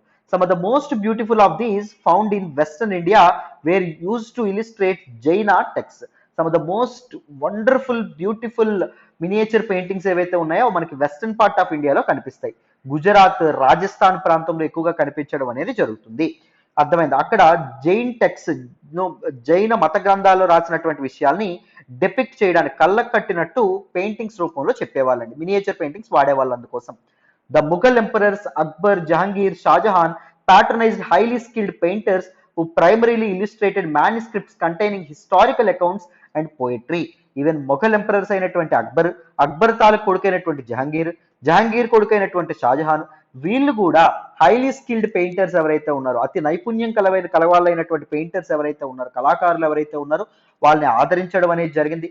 అండ్ వాళ్ళు ఎక్కువగా మాన్యుస్క్రిప్ట్స్ ఏవైతే ఉన్నాయో, అంటే లిఖిత గ్రంథాలు ఏవైతే ఉంటాయో వాటిని, అండ్ హిస్టరీకి సంబంధించినటువంటి టెక్స్ట్, పోయిటరీకి సంబంధించినటువంటి టెక్స్ట్ ని వీళ్ళు మినియేచర్స్ రూపంలో, చిన్న చిన్న పెయింటింగ్స్ రూపంలో గీయించేవాళ్ళు. These were generally painted in brilliant colours and portrayed court scenes of battle or hunting and other aspects of social life. So ఈ పెయింటర్స్ ఏంటంటే ఇది చేసేవాళ్ళు, ఒక బ్రైట్ కలర్స్ తో కోర్టులో జరిగేటటువంటి సీన్స్, అంటే న్యాయ నిర్ణయాలు కానీ, లేకపోతే ఇలాంటివి, లేకపోతే యుద్ధంలో జరిగేటటువంటి సీన్స్ కానీ, హంటింగ్, రాజులు వేటలకు వెళ్ళేవాళ్ళు కదా, వాటికి సంబంధించినటువంటి సీన్స్ కానీ, అండ్ ప్రజల తాలూకు సోషల్ లైఫ్, సామాజికమైనటువంటి జీవితాన్ని గురించి కానీ వీళ్ళు మినియేచర్ పెయింటింగ్స్ లో గీయడం అనేది జరిగేది. They were often exchanged as gifts and were viewed only by an exclusive few, the emperor and his close associates. వాటిని అందరికీ చూడనిచ్చేవాళ్ళు కాదండి, కేవలం రాజులు, చక్రవర్తులు, వాళ్ళకి దగ్గరగా ఉండే వాళ్ళు మాత్రమే ఈ పెయింటింగ్స్ ఏవైతే ఉంటాయో వాటిని చూడడం అనేది జరిగేది. వాటిని చూసి వాళ్ళు ఆనందించడం అనేది జరిగింది. సో చూడండి, Akbar resting during a hunt, Mughal miniature, Mughal టైంలో ఉండేటటువంటి ఒక మినియేచర్. వేటకి వెళ్ళినప్పుడు అక్బర్ ఇలాగా ఒక చెట్టు కింద రెస్ట్ తీసుకోవడం అనేది జరుగుతుంది. చుట్టూ ఉండేటటువంటి వాళ్ళు క్లోజ్ అసోసియేట్స్, ఇక్కడ సైనికులు ఎవరైతే ఉన్నారో వాళ్ళు రావడం అనేది జరుగుతుంది. చూడండి, అక్బర్ రాజు, చక్రవర్తి ఎవరైతే ఉన్నారో ఆయన పులులు ఇవేవైతే ఉన్నాయో, చిరుత పుల్లు ఏవైతే ఉంటాయో వాటిని వేటాడే వాళ్ళు అనే విధంగా ఎలా చూపించారో చూడండి ఒక పెయింటింగ్ లో. అదేదో ఒక లార్జర్ పిక్చర్ ని ఒక చిన్న పెయింటింగ్ లో పెట్టేస్తారన్నమాట. అర్థమైందా? కుదిస్తారు, అలాంటిది మినియేచర్ అంటాం. With the decline of the Mughal Empire, many painters moved out to the courts of the emerging regional states. అప్పుడప్పుడే మొఘల్ ఎంపైర్ తర్వాత వచ్చినటువంటి రీజనల్ స్టేట్స్ ఏవైతే ఉన్నాయో, ప్రాంతీయ రాజ్యాలు ఏవైతే ఉన్నాయో అక్కడికి పెయింటర్స్ అందరూ మూవ్ అయిపోయారు. మొఘల్ ఎంపైర్ అనేది డిక్లైన్ అయ్యే టైంకి, అంటే ఔరంగజేబు తర్వాత ఎప్పుడైతే వీక్ రూలర్స్ వచ్చారో ఆ టైంలో. As a result Mughal artistic taste influenced the regional courts of the Deccan and the Rajput courts of Rajasthan. So Mughal court లో పనిచేసినటువంటి పెయింటర్స్ అదర్ రీజనల్ కోర్ట్స్ కి, రాజ్పుత్ కోర్ట్స్ కి అండ్ దాంతోపాటు డెక్కన్ రీజనల్ కోర్ట్స్ కి, అసఫ్ జాహీల్ దగ్గరికి వెళ్ళడం వల్ల మొఘల్ తాలూకు టేస్ట్ ఆఫ్ పెయింటింగ్స్ ఏవైతే ఉన్నాయో అవి ఎక్కడ వేసినటువంటి పెయింటింగ్స్ లో కూడా కనిపిస్తాయి, ఎందుకంటే పెయింటర్స్ సేమ్ కాబట్టి. At the same time they retained and developed their distinctive characteristics. అంతేకాకుండా మొఘల్ తాలూకా టేస్ట్ ఇన్ఫ్లుయెన్సే కాకుండా వాళ్ళకంటూ ఆ ప్రాంతాలకంటూ కొన్ని డిస్టింక్టివ్ క్యారెక్టరిస్టిక్స్ అనేవి ఉన్నాయి. మనకి Rajput style of miniature paintings ఒకలా ఉంటాయి, Deccan style of miniature paintings ఒకలా ఉంటాయి. రెండింట్లోనూ కామన్ గా మొఘల్ టేస్ట్ అనేది కనిపిస్తుంది, ఎందుకంటే మొఘల్ ఆస్థానం నుంచి పెయింటర్స్ వచ్చారు కాబట్టి.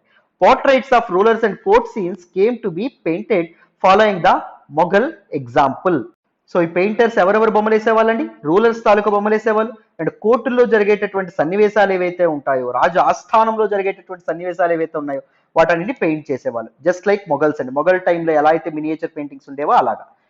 Besides, themes from mythology and poetry were depicted at centers such as Mewar, Jodhpur, boondi, కోతా అండ్ కిషాన్గర్. దాంతోపాటు డిఫరెంట్ మైథాలజీకి, ఆధ్యాత్మికతకి, డిఫరెంట్ ఐడియాలజీస్కి, డిఫరెంట్ పోయిటరీకి వర్ణనలు ఏవైతే ఉంటాయో వాటికి సంబంధించినటువంటి థీమ్స్ పెయింటింగ్స్ ఏవైతే ఉన్నాయో అవి కూడా మేవార్, జోధ్పూర్, బూందీ, కోతా, కిషాన్గర్ ఈ ప్రాంతాల్లో కనిపించడం అనేది జరిగేది. సో మీరు అర్థమైందా? మీరు ఇప్పుడు ఏం చేయాలి అంటే మేవార్ ఎక్కడుంది, రాజస్థాన్లో ఉంది, జోధ్పూర్ ఎక్కడుంది, రాజస్థాన్లో ఉంది, బూందీ, కోతా, కిషాన్గర్ ఇవి ఎక్కడున్నాయని చెప్పి మనకు తెలుసుకోగానే వెంటనే మ్యాప్లో చూడాలి, ఎక్కడికక్కడ రాసుకోవాలి. వీటన్నింటికి, ఈ ప్లేసెస్ అన్నింటికి ఒక బుక్ పెట్టుకోండి. మేవార్ పక్కన ఏ state, present day state, Jodhpur పక్కన ప్రెజెంట్ డే స్టేట్ మ్యాప్లో చూడడం కానీ. సో అలాగా మీరు నోట్ మేకింగ్ అనేది చేసుకోవాలి, ఎందుకంటే నెంబర్ ఆఫ్ టైమ్స్ వీటి మీద క్వశ్చన్స్ అనేవి వస్తాయి. అర్థమైందా? చూడండి అమ్మా, ఈ బూందీ, కోతా, కిషాన్గర్ ఇవి కూడా మనకి రాజస్థాన్లో ఉన్నటువంటివి. ఓకేనా? మీరు మాత్రం ఒకసారి మ్యాప్లో చూడాలి, మ్యాప్లో చూసి నోట్ మేకింగ్ అనేది చేసుకోవాలి. Another region that attracted miniature paintings was the Himalayan Foothills around the modern day state of Himachal Pradesh. Himachal Pradesh చుట్టూ కూడా ఈ మినియేచర్ పెయింటింగ్స్ అనేవి ఒక వెలుగు వెలగడం అనేది జరిగింది, అది మనకి ఇక్కడ చెప్తున్నారు. సో కేవలం ఈ మొఘల్ అండ్ డెక్కన్, దాంతోపాటు దీస్ రాజ్పుత్ ఏరియాస్ ఏవైతే ఉన్నాయి, రాజ్పుతానా దట్ ఈస్ రాజస్థాన్ ఏరియాసే కాకుండా హిమాచల్ ప్రదేశ్ లో కూడా మినియేచర్ పెయింటింగ్స్ అనేవి చాలా ప్యాటర్నైజ్ కి ఇదయ్యేవని చెప్పి, నోచుకున్నాయని చెప్పి ఇక్కడ మనకి చెప్పడం అనేది జరిగింది. నెక్స్ట్ చూడండి. సో కోతా అనేటటువంటి ప్రాంతం ఎక్కడని చెప్పుకున్నాం, రాజస్థాన్, రాజ్పుతానా. అక్కడ ఉండేటటువంటి ఒక రాజ్పుత్ మినియేచర్ చూడండి, Maharana Ram Singh second is playing Holi. ఎంత కలర్ఫుల్ గా ఉందో చూసారా, ఎంత బ్యూటిఫుల్ గా ఉందో చూసారా. చూడండి ఇక్కడ ఆడవాళ్ళు కానీ ఇక్కడ రంగులు విసురుతున్నారు, ఒకరి మీద ఒకరు రంగులు విసురుకుంటా ఉన్నారు. రైట్, ఎంత చక్కగా ఉందో. సో ఇంత అద్భుతమైనటువంటి మినియేచర్ పెయింటింగ్స్, ఎక్కువ డీటెయిల్స్ చిన్న ప్లేస్ లో పెడతారన్నమాట. రైట్, చూడండి. By late 17th century, this region had developed a bold and intense style of miniature painting called basoli. Himachal Pradesh ప్రాంతంలో ఒక ఇంటెన్స్ స్టైల్ ఆఫ్ ఇదనేది మనకి ఏంటది, మినియేచర్ పెయింటింగ్స్ అనేది డెవలప్ అవ్వడం అనేది జరిగిందంటే దాని పేరేంటమ్మా అంటే బసోలి. జాగ్రత్తగా గుర్తుపెట్టుకోండి, అర్థమైంది? నేను పక్కన రాస్తున్న మాత్రం మీ నోట్స్ లో ఉండాలి. The most popular text to be painted here was Bhanudatta's లేదా భానుదత్తాస్ రసమంజరి. సో భానుదత్త అనేటటువంటి ఒక రచయిత, ఒక కవి రాసినటువంటి రసమంజరిని పెయింటింగ్ రూపంలో అద్భుతంగా తీర్చిదిద్దడం అనేది జరిగిందంటమ్మ. అర్థమైందా? సో ఈ పెయింటింగ్ రూపంలో హిమాచల్ ప్రదేశ్ చెందినటువంటి కవి. Nadir Shah's invasion was the conquest of Delhi in 1739 resulted in the migration of Mughal artists to the hills to escape the uncertainties of the plains. Persian king అయినటువంటి నాదిర్ షా ఢిల్లీ మీద అటాక్ చేయడం అనేది జరుగుతుంది 1739లో. సో ఆ టైంలో ఏం జరుగుతుంది అంటే చాలా మంది మొఘల్ ఆర్టిస్టులు ఎవరైతే ఉంటారో, పెర్షియా అంటే ఇరాన్ అండి, మీకు తెలుసని అనుకుంటున్నాను. ఓకేనా? ఇరాన్కి చెందినటువంటి రాజు నాదిర్ షా. ఓకేనా? మనం మిడివల్ హిస్టరీలో చెప్పుకుంటాం. సో ఆయన ఎవరైతే ఉన్నారో ఆయన అటాక్ చేయడం వల్ల మొఘల్ ఆర్టిస్ట్ ఎవరైతే ఉన్నారో వాళ్ళు హిమాచల్ హిల్స్ కి పారిపోవడం అనేది జరిగింది. ఎందుకంటే ప్లెయిన్ ఏరియాస్ లో ఈ పొలిటికల్ ఇన్స్టెబిలిటీ, పొలిటికల్ డిస్టర్బెన్సెస్ ఉన్నాయి కదా, వాటిని తప్పించుకోవడానికి అక్కడికి వెళ్ళినటువంటి ఈ పెయింటర్స్ ఎవరైతే ఉన్నారో వాళ్ళు ఈ మినియేచర్ పెయింటింగ్స్ తో ముందుకు రావడం అనేది జరిగింది. ఇక్కడ చూడండి, Krishna, Radha and her companion Pahari miniature Kangra. Kangra is a place in Himachal Pradesh అండి. హిమాచల్ ప్రదేశ్ లో చెందినటువంటి పహారీ మినియేచర్ ఏంటి అంటే దిస్ మినియేచర్ రాధా కృష్ణ మధ్యలో రసలీల ఏదైతే ఉంటుందో దాని ఎంత అద్భుతంగా చిత్రీకరించారో చూడండి. ఆ చెట్లు కానీ, ఆ మొక్కలు కానీ, ఆ కలర్స్ కానీ, ఆ డీటెయిల్స్ కానీ, శ్రీకృష్ణుడు, రాధ అండ్ రాధా యొక్క కంపానియన్ చూసారు ఎంత చక్కగా మనకి గీయడం అనేది జరిగింది. అర్థమైందా? రైట్ అండి. సో పహారీ ఏదైతే ఉంటుందో it is a style of painting and art and culture లో మనం మాట్లాడతాం. Pahari is a style of painting. It is also related to Himachal Pradesh. And Basohli style of painting, miniature painting ఏదైతే ఉంటుందో అది కూడా హిమాచల్ ప్రదేశ్ కి చెందినటువంటిది. ఓకేనా? ఇవి మీరు జాగ్రత్తగా గుర్తుపెట్టుకోవాలి. ఫుల్ పెయింటింగ్ చూడండి ఎంత చక్కగా ఉంది. రైట్, మరి నెక్స్ట్కి వెళ్దామా? చూడండి అమ్మా. They found ready patrons which led to the founding of the Kangra school of paintings. So plains నుంచి హిల్స్ కి పారిపోయినటువంటి ఈ పెయింటర్స్ ఎవరైతే ఉన్నారో వాళ్ళని ప్యాట్రనైజ్ చేయడానికి రెడీగా అక్కడ రాజవంశాలు ఉండేవి. సో అక్కడ కాంగ్రా స్కూల్ ఆఫ్ పెయింటింగ్ అనేది మొదలైంది. కాంగ్రా స్కూల్ ఆఫ్ పెయింటింగ్ మీద మొఘల్ ఇన్ఫ్లుయెన్స్ కూడా ఉండడం అనేది జరుగుతుంది. హిమాచల్ ప్రదేశ్ లో ఏ school of painting? Kangra school of painting. By the mid 18th century the Kangra artists developed a style which breathed a new spirit into miniature painting. So 18వ శతాబ్దం నాటికి 18వ శతాబ్దం మధ్యకాలం నాటికి దీస్ కాంగ్రా ఆర్టిస్ట్ ఎవరైతే ఉన్నారో వాళ్ళు ఒక కొత్త స్టైల్ ఆఫ్ మినియేచర్ పెయింటింగ్ కి పురుడు పోసారండి. The source of inspiration was the Vaishnavite traditions. So ఈ Kangra style of school of painting inspiration ఏంటి? వైష్ణవైట్ ట్రెడిషన్స్, విష్ణుమూర్తి తాలూకు అవతారాలు, శ్రీకృష్ణ, రాధా ఇలాంటి స్టైల్ ఆఫ్ పెయింటింగ్ అనేది వేసేవాళ్ళు. Soft colours including cool blues and greens and a lyrical treatment of themes distinguished Kangra painting. So Kangra painting యొక్క distinctive characteristics ఏంటి? Soft colours, simple colours, కళ్ళకు ఆహ్లాదకరంగా ఉండేటటువంటి కలర్స్, సింపుల్ గా ఉండేటటువంటి నీలం అండ్ గ్రీన్ పచ్చ రంగు and lyrical treatment of themes, ఒక లయబద్ధంగా థీమ్స్ ఏవైతే ఉన్నాయో ఆ ప్రేమని కానీ వాటన్నింటిని కానీ వ్యక్తపరచడం ఏదైతే ఉంటుందో పెయింటింగ్ రూపంలో అది కాంగ్రా పెయింటింగ్ యొక్క సొంతం, కాంగ్రా పెయింటింగ్ యొక్క అద్భుతం అని చెప్పి అనుకోవచ్చు.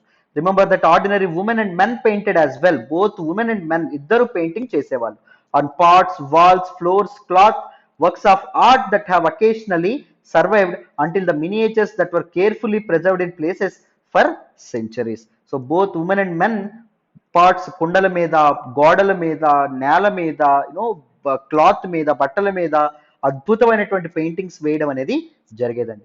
అర్థమైందా? కానీ కొన్ని మాత్రమే సర్వైవ్ అవ్వడం అనేది జరిగింది. బట్ మినియేచర్స్ ఏవైతే ఉన్నాయో అవి మాత్రం కేర్ఫుల్ గా సెంచరీస్ గా ప్రిజర్వ్ చేయడం అనేది జరిగింది. సో అందుకే చాలా మినియేచర్స్ అనేవి ఇంకా సర్వైవ్ అయి ఉండడం అనేది జరిగింది. అది నిజంగా మంచి విషయం అని చెప్పి మనం అనుకోవచ్చు. A closer look Bengal, very very important. ఇది చూడండి, జాగ్రత్తగా గమనించండి. ఇప్పుడు బెంగాల్లో ఉండేటటువంటి కల్చరల్ ట్రెడిషన్స్ గురించి ఇక్కడ మనం మాట్లాడుతున్నాం. The growth of regional language, Bengali language అనేటటువంటిది ఎలా డెవలప్ అయిందో. ఫస్ట్ మనం కేరళలో చారా కింగ్డమ్ వాళ్ళు ఎవరైతే ఉన్నారో మలయాళీ రీజనల్ లాంగ్వేజ్ అనేది డెవలప్ చేశారని చెప్పుకున్నామా. ఇప్పుడు మనం బెంగాల్లో బెంగాలీ లాంగ్వేజ్ ఎలా డెవలప్ అయిందో చూడండి. As we saw at the outset, we often tend to identify regions in terms of the language spoken by the people. ఈ పలానాది వెస్ట్ బెంగాల్ అని ఎందుకంటాం? బెంగాలీ అక్కడ మాట్లాడతారు కాబట్టి. సపోతే ఆంధ్ర అని ఎందుకంటాం? ఆంధ్రప్రదేశ్ అని ఆంధ్ర భాష మాట్లాడతారు కాబట్టి. తమిళనాడుని ఎందుకంటాం? తమిళ భాష అక్కడ ప్రజలు మాట్లాడతారు కాబట్టి. So we assume that people in Bengal always spoke Bengali. So అందుకోసం అని బెంగాల్లో ఉండే వాళ్ళందరూ బెంగాలీ మాట్లాడతారని మనం అనుకుంటాం. However, what is interesting is that while Bengali is now recognized as a language derived from Sanskrit, early Sanskrit texts suggest that people of Bengal did not speak Sanskritic languages. And so మనకి ఇప్పుడు తెలిసింది ఏంటి అంటే బెంగాలీ ఏదైతే ఉంటుందో బెంగాలీ కూడా సంస్కృతం నుంచి డెరైవ్ అయినటువంటి లాంగ్వేజే. అదేందా ఇండో సాంస్క్రిట్ లాంగ్వేజ్ అని చెప్పి మనం మాట్లాడడం అనేది జరిగింది. ఇండో యూరోపియన్ లాంగ్వేజెస్ లో ఒక భాగం, Indo European family of languages లో ఒక భాగమే. ఇండో యూరోపియన్ లాంగ్వేజెస్ లో భాగంగా సాంస్క్రిట్ నుంచి డెరైవ్ అయింది కాబట్టి బెంగాలీ కూడా ఒక భాగమే. అర్థమైందా? కానీ ఎర్లీ సాంస్క్రిట్ టెక్స్ట్ ఏవైతే ఉన్నాయో తొలినాళ్ళు అవి ఏం చెప్తాయి అంటే బెంగాల్కి చెందినటువంటి ప్రజలు అసలు సాంస్క్రిటిక్ లాంగ్వేజెస్ మాట్లాడే వాళ్ళే కాదంట. How then did the new language emerge? మరి కొత్త లాంగ్వేజ్ అనేది ఎమర్జ్ ఎలా అయింది? ఎక్కడ లేని విధంగా అక్కడ సాంస్క్రిటిక్ లాంగ్వేజ్ అనేటువంటి బెంగాల్ అనేది ఎలా పుట్టుకొచ్చింది? అది మనం ఇక్కడ చూడాలి. From the 4th 3rd centuries BCE, మనకి క్రీస్తు పూర్వం 4-3వ శతాబ్దాల కాలంలో commercial ties began to develop between Bengal and Magadha. Magadha అంటే సౌత్ ఆఫ్ బీహార్, మీ అందరికీ తెలుసు. సో గంగా నది యొక్క ట్రిబ్యూటరీ అయినటువంటి సోన్ నది పరివాహక ప్రాంతంలో ఉన్నటువంటి రాజ్యం మగధ. మగధకి అండ్ దాంతోపాటు బెంగాల్కి మధ్య కమర్షియల్ టైస్ అనేవి వాణిజ్యపరమైనటువంటి బంధాలు అనేవి మొదలైనవి. Which may have lead to the growing of this particular language. So దానివల్ల మగధలో మాట్లాడేటటువంటి సాంస్క్రిటిక్ లాంగ్వేజ్ కదా, సో అందువల్ల బహుశా ఈ సాంస్క్రిటిక్ లాంగ్వేజ్ అనేది బెంగాల్ ప్రాంతానికి రావచ్చు అని చెప్పి కొంతమంది అనుకుంటున్నారు. A page from a palm leaf manuscript of the earliest Bengali Ramayana. Bengali Ramayana చూడండి, ఈ పామ్ లీఫ్ మీద ఇలా రాయబడ్డం అనేది జరిగింది. ఎర్లియస్ట్ బెంగాలీ లాంగ్వేజ్ అన్నమాట ఇది, అదేదో బెంగాలీ టెక్స్ట్ అని చెప్పి మనం అనుకోవచ్చు. నెక్స్ట్ చూడండి. During the 4th century, the Gupta rulers established political control over North Bengal and began to settle Brahmanas in this area. So 4వ శతాబ్దంలో గుప్తులు ఎవరైతే ఉన్నారో వాళ్ళు నార్త్ బెంగాల్ యొక్క ఉత్తర ప్రాంతంలో పొలిటికల్ కంట్రోల్ని ఎస్టాబ్లిష్ చేశారు.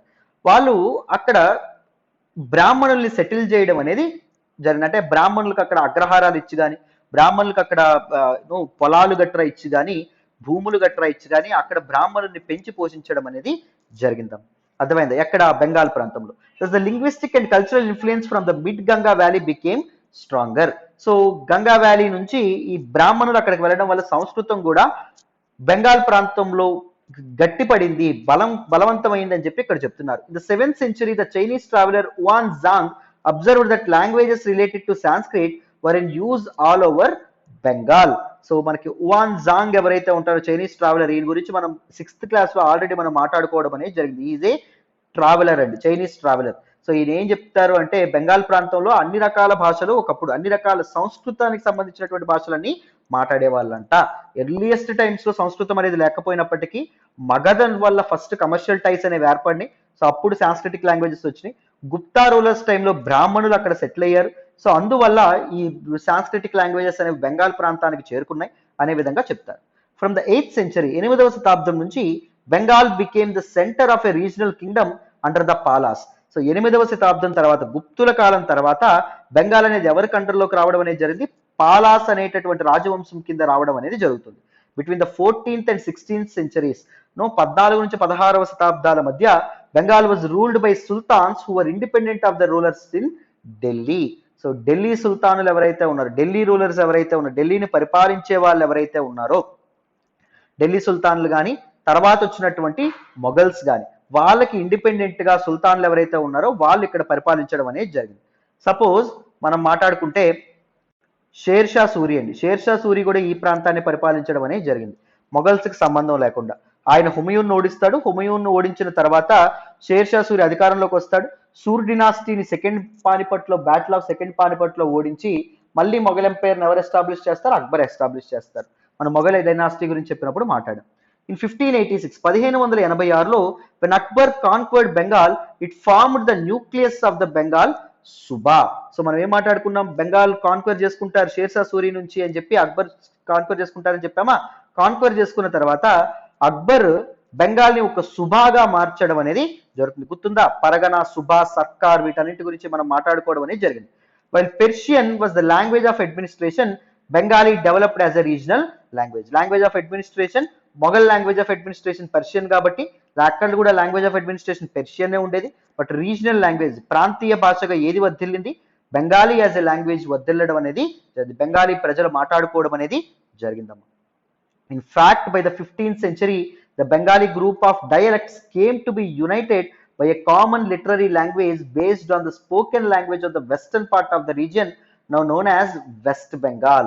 So, 15వ శతాబ్దపు చివరి నాటికి బెంగాలీ లాంగ్వేజ్లో ఉండే డిఫరెంట్ డైలెక్ట్స్, వివిధ రకాలైనటువంటి యాసలు ఏవైతే ఉన్నాయో ఒక కామన్ లిటరరీ లాంగ్వేజ్గా మారడం అనేది జరిగింది.